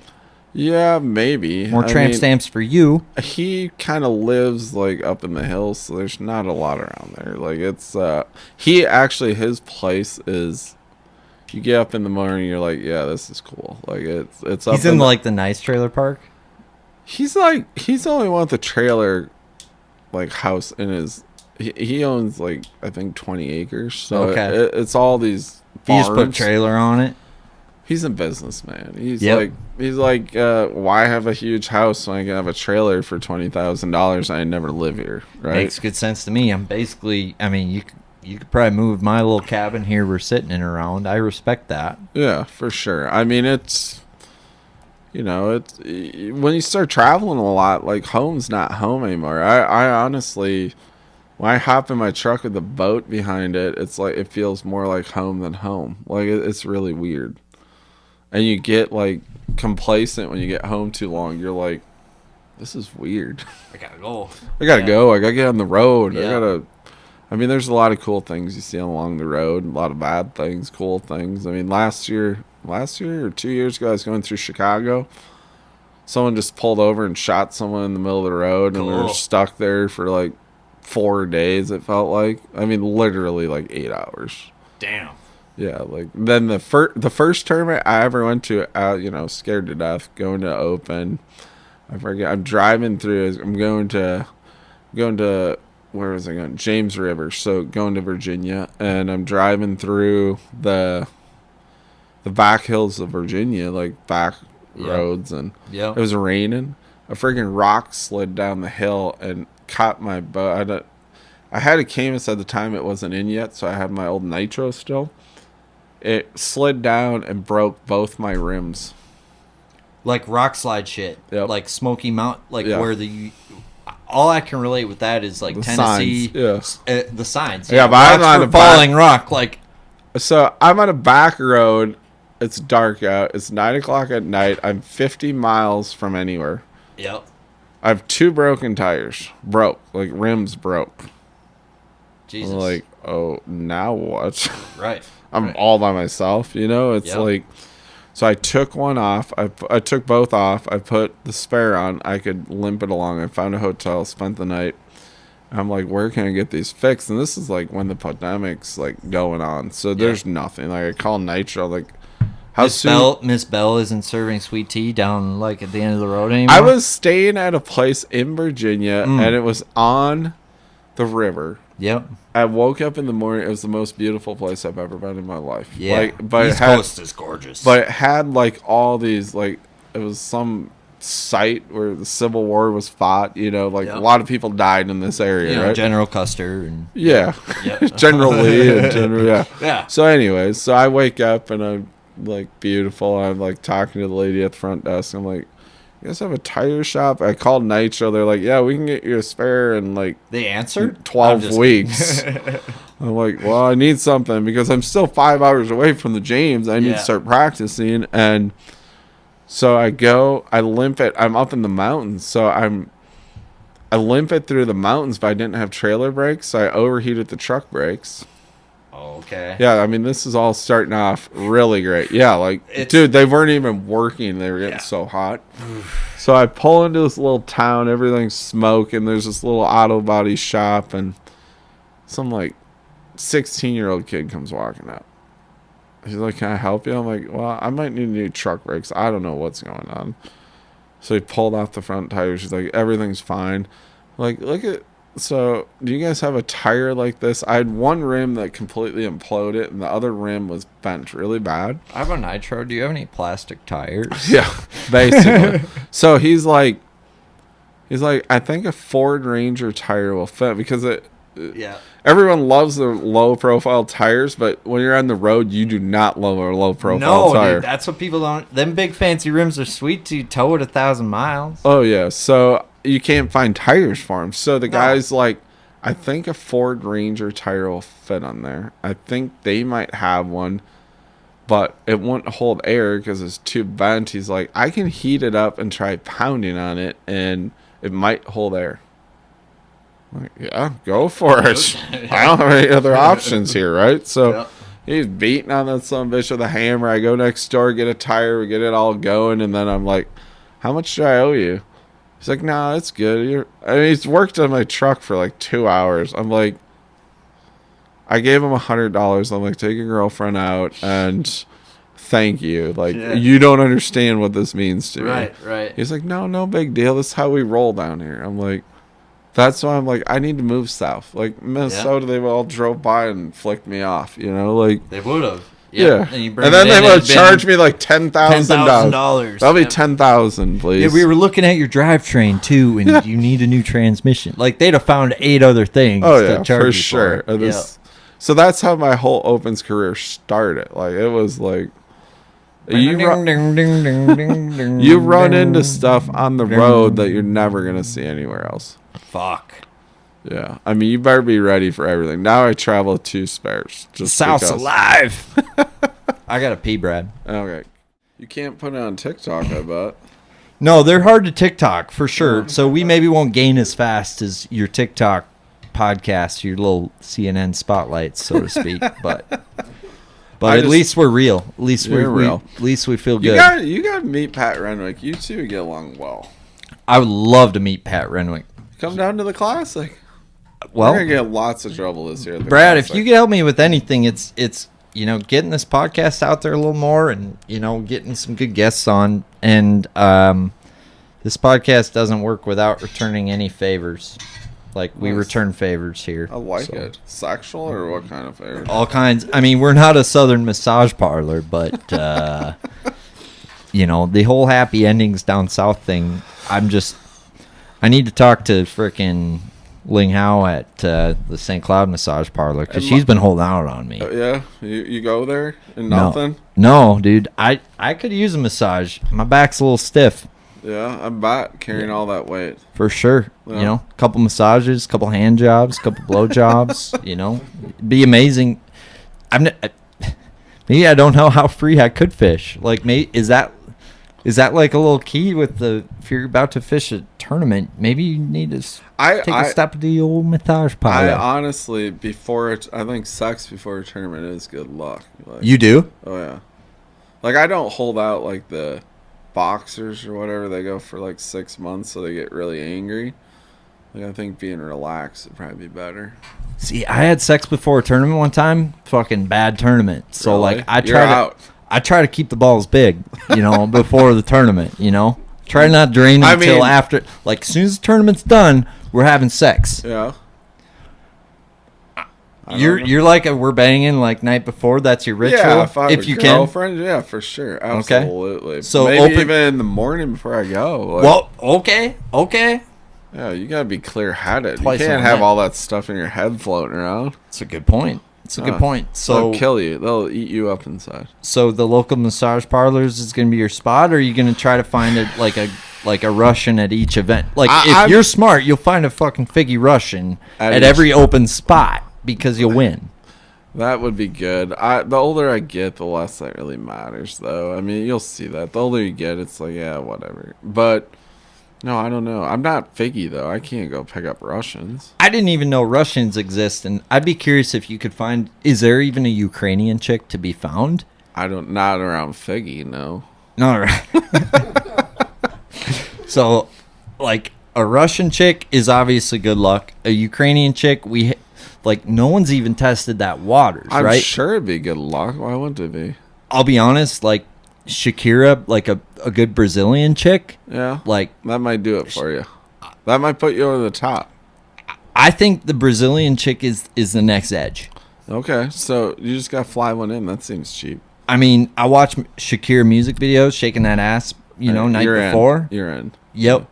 Just blue ball yourself till you can't, hold it anymore. You got too much much pent-up frustration. You can't be tons fishing. of it, Brad. You can't be fishing like that. You got to be free willy. Free willy? Yeah. Okay. Yeah, you got free willy. But if you don't have a girlfriend at the time, or you jack off then before? Well, yeah, you'd have to. You have to. I mean, you have to do something. You can't have that pent up shit. No. In your opinion? Yeah, you definitely got to do something. And that's pretty well known. Gotcha. Well, I don't know how you missed that in bass fishing. Well, I'll be honest. Everyone's fucked because I'm beating off before every tournament this year, Yeah, and there's going to be zero pent up anything. Yeah, you're going to win every one. But won't my testosterone levels be at kind of an all time low if that it's happens? All right. You don't have to have high testosterone levels to win bass fishing. I mean, don't you think there'd be more women world champions or women competing if that were the case, Bradley? Well, there's a lot of women with testosterone, but I don't know why that is. And that always blows my mind. I think there will be someday. And I mean, I think there's 2 or 3 women doing all 9 this year in the Opens. Really? Yeah. 2 or 3. Okay. Can I guess 2 of them? I'm guessing one is maybe Scott Martin's daughter, because I've heard some lurkings of Scott Martin's daughter being this next prodigy. I don't know. It's not her. The only other one I can think of is Trait Zaldane. No, she retired. So there's a young lady out of Texas, I believe, and there's an older lady from out east. I'm not saying older, like probably 40s maybe, from out east. Mm-hmm. And I heard of one other, but I mean, there's definitely, that Michelle Mablaba or however you say her name, she competed for a long time, and someone said she might be coming back. So there's going to be a tournament before the tournament if if you... No, No? you stay away from that stuff. That's bad juju. Okay, so if they're fishing against you, you can't. Yeah, this is bad. This world is way too small. It The is. fishing world is way too small. It's a big, small world. And I out don't there. want to be like Eskimo brothers with everyone. Like, that's kind of like... So you're I saying don't these know- chicks are sluts then? No, I'm not saying that, but I'm they just kidding, probably have dated someone in the fishing world, I'm guessing. Like 99% of the time. But, that's bad business. It's fair. I would say. I mean, I don't want to be a part of that. Like, the world's too small. Saints are fine, though. Exactly. Yeah. So we're good. Yeah, you're Right? good. Well, Maker's Mark never hurt anybody. Lucky you didn't start drinking whiskey until later on tonight. If you would start drinking at noon, we would have had to cut the whole show. To be honest, Bradley, I'm not a big drinker. But these podcasts are a special treat, and Oh. I treat them as like a special treat. Like that way. Christmas. Yes. Yes. It's I like like- Christmas every time we make one. Makes sense. Yep. What did you, get Dean to share? Do you get, the juice from Dean? All of it. All of it? Like, his fishing day juice? I got some 80s shit off the record from Dean after the podcast, and Okay. we'll leave it at that. Okay. We'll leave it at that. And speaking of Dean, he sold the shop. It Yep. sounds like, that's going good. But to close the show out, what I do want to see if you spill on is this circle, this inner circle, right? The inner circle of the Capra and the Ravelings? The rumor mill of the inner circle and the little mafia shit that went on. I'm curious who's willing to spill the fucking beans. They didn't spell it? They did, but they were talking about it. Yeah. I mean, I was in the circle for a little while. You were in the mob. In the mob In for the a Bass little mob. while. I had to get out of it, kind of handle it. They didn't kill your whole family? I don't think not yet. They might still. Well, No, I mean, I like Dean. I like Shane. They're all great guys. great guys. It's Yep. just not. I don't know. I like doing things on my own. It was too much talking for your liking, or? I don't mind talking. It's just, I mean, I don't, per se, I don't split stuff. I don't, if I win, I win. If I don't, I don't type thing. Right. Yep. It wasn't, I mean, I don't think it's a bad idea. I think it's clever because you have twice as good a chance to win. Yep. But I also don't like to be the person and, everyone's at the tournament and they're like, oh, I don't, it's easy enough to get bad press, especially if you win. But winning. how far did they go? How far, did that go? Well, they You know, they would just talk before tournaments. That's or- it? Yeah. They wouldn't have they wouldn't send people out to practice for them, nothing like that. I mean, no. I mean, not for us. Maybe Shane did. I don't know. I mean, me and Dean always ran our own thing. And actually, half the time they wanted to compete against each other so bad they wouldn't tell anyone anyways. So it didn't really... It was Right. more of a money transfer at the end of the tournament type deal. Well, I think you passed their test, and I think they might let you live now. Oh, thank God. Yeah. I mean, there's a lot of that stuff that goes on in this world. How about on the big show? Okay, so all I know is what I know in Minnesota, and you had circles where guys will split shit, and then you've got the elites where guys will room together. Yep. How would you describe that dynamic? Because obviously, to your point, It's easier. Yep. yeah, Well, from my understanding of it, and between the guys I've hung out with and, no one I know splits money, but they all, they help.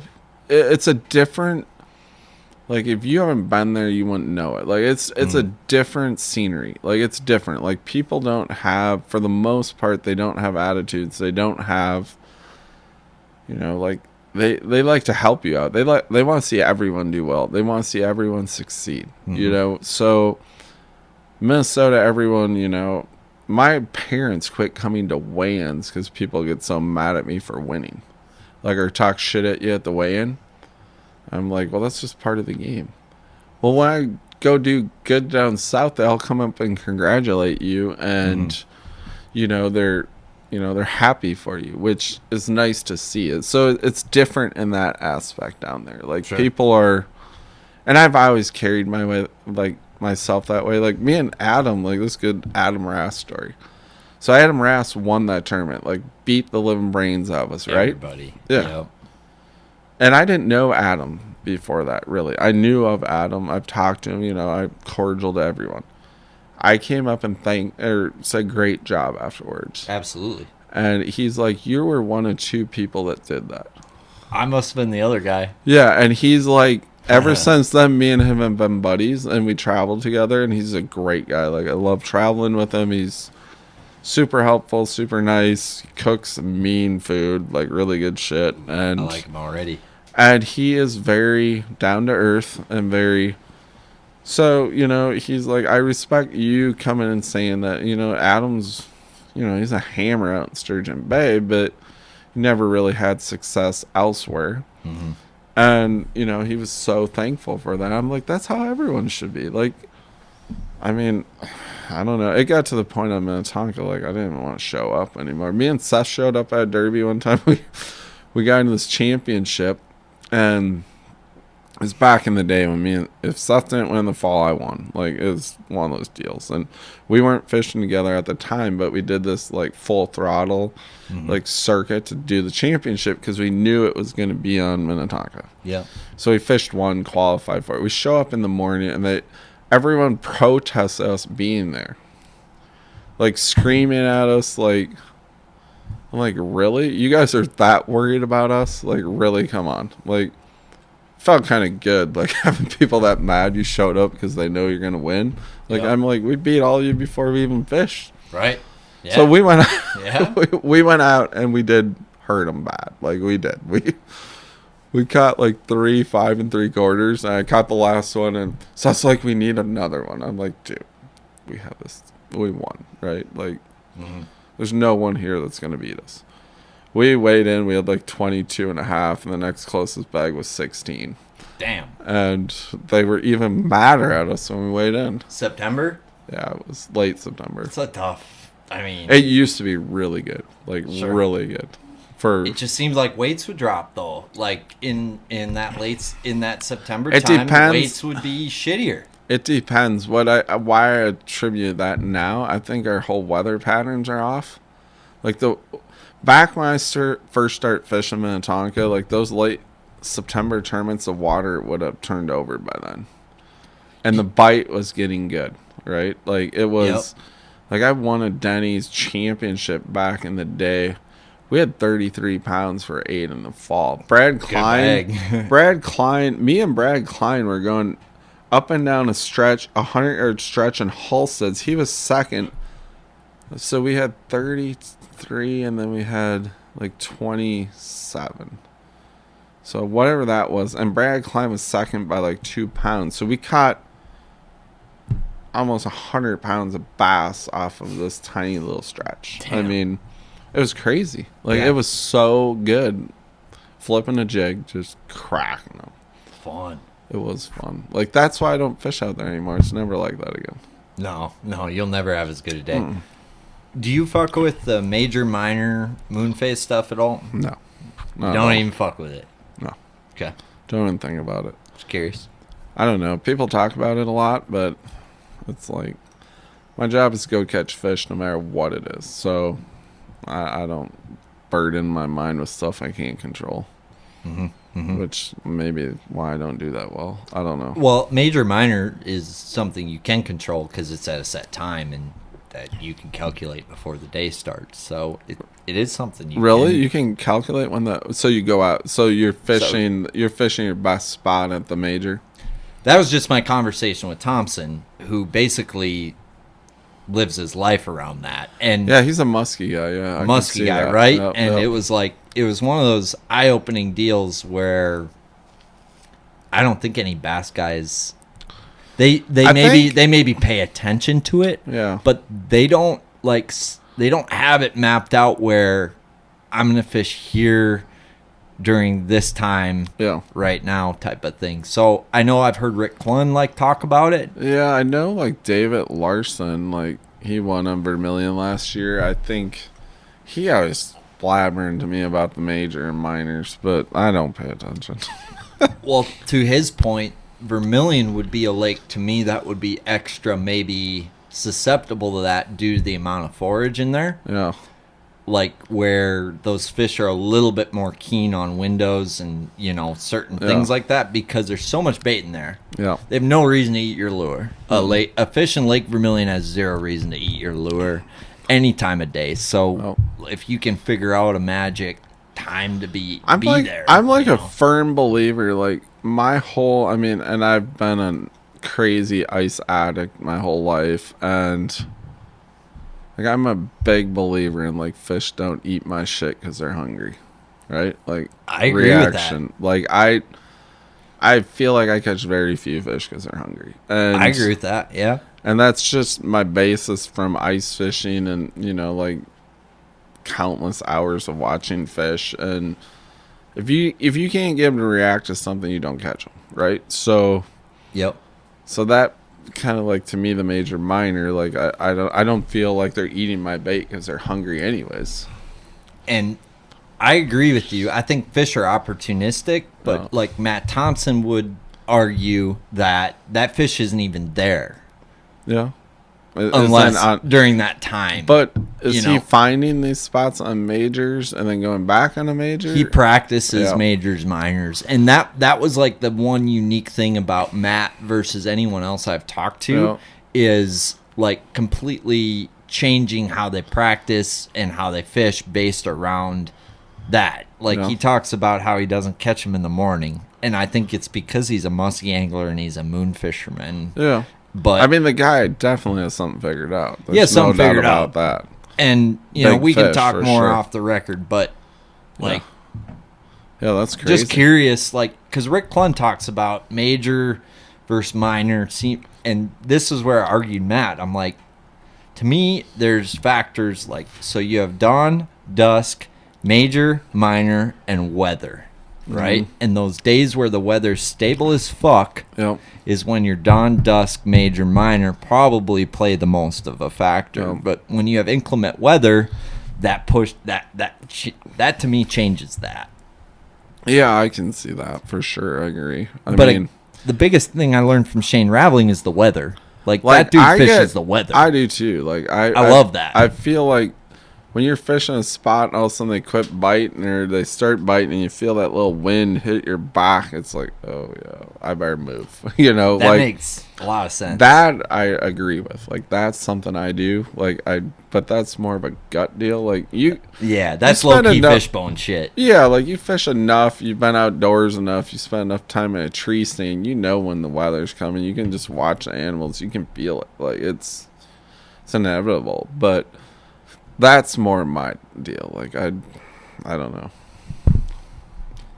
So, Brad, we're going to close this out, but I think what you've done in the state of Minnesota with the chicken and with many other things, I just want to give you credit where it's due.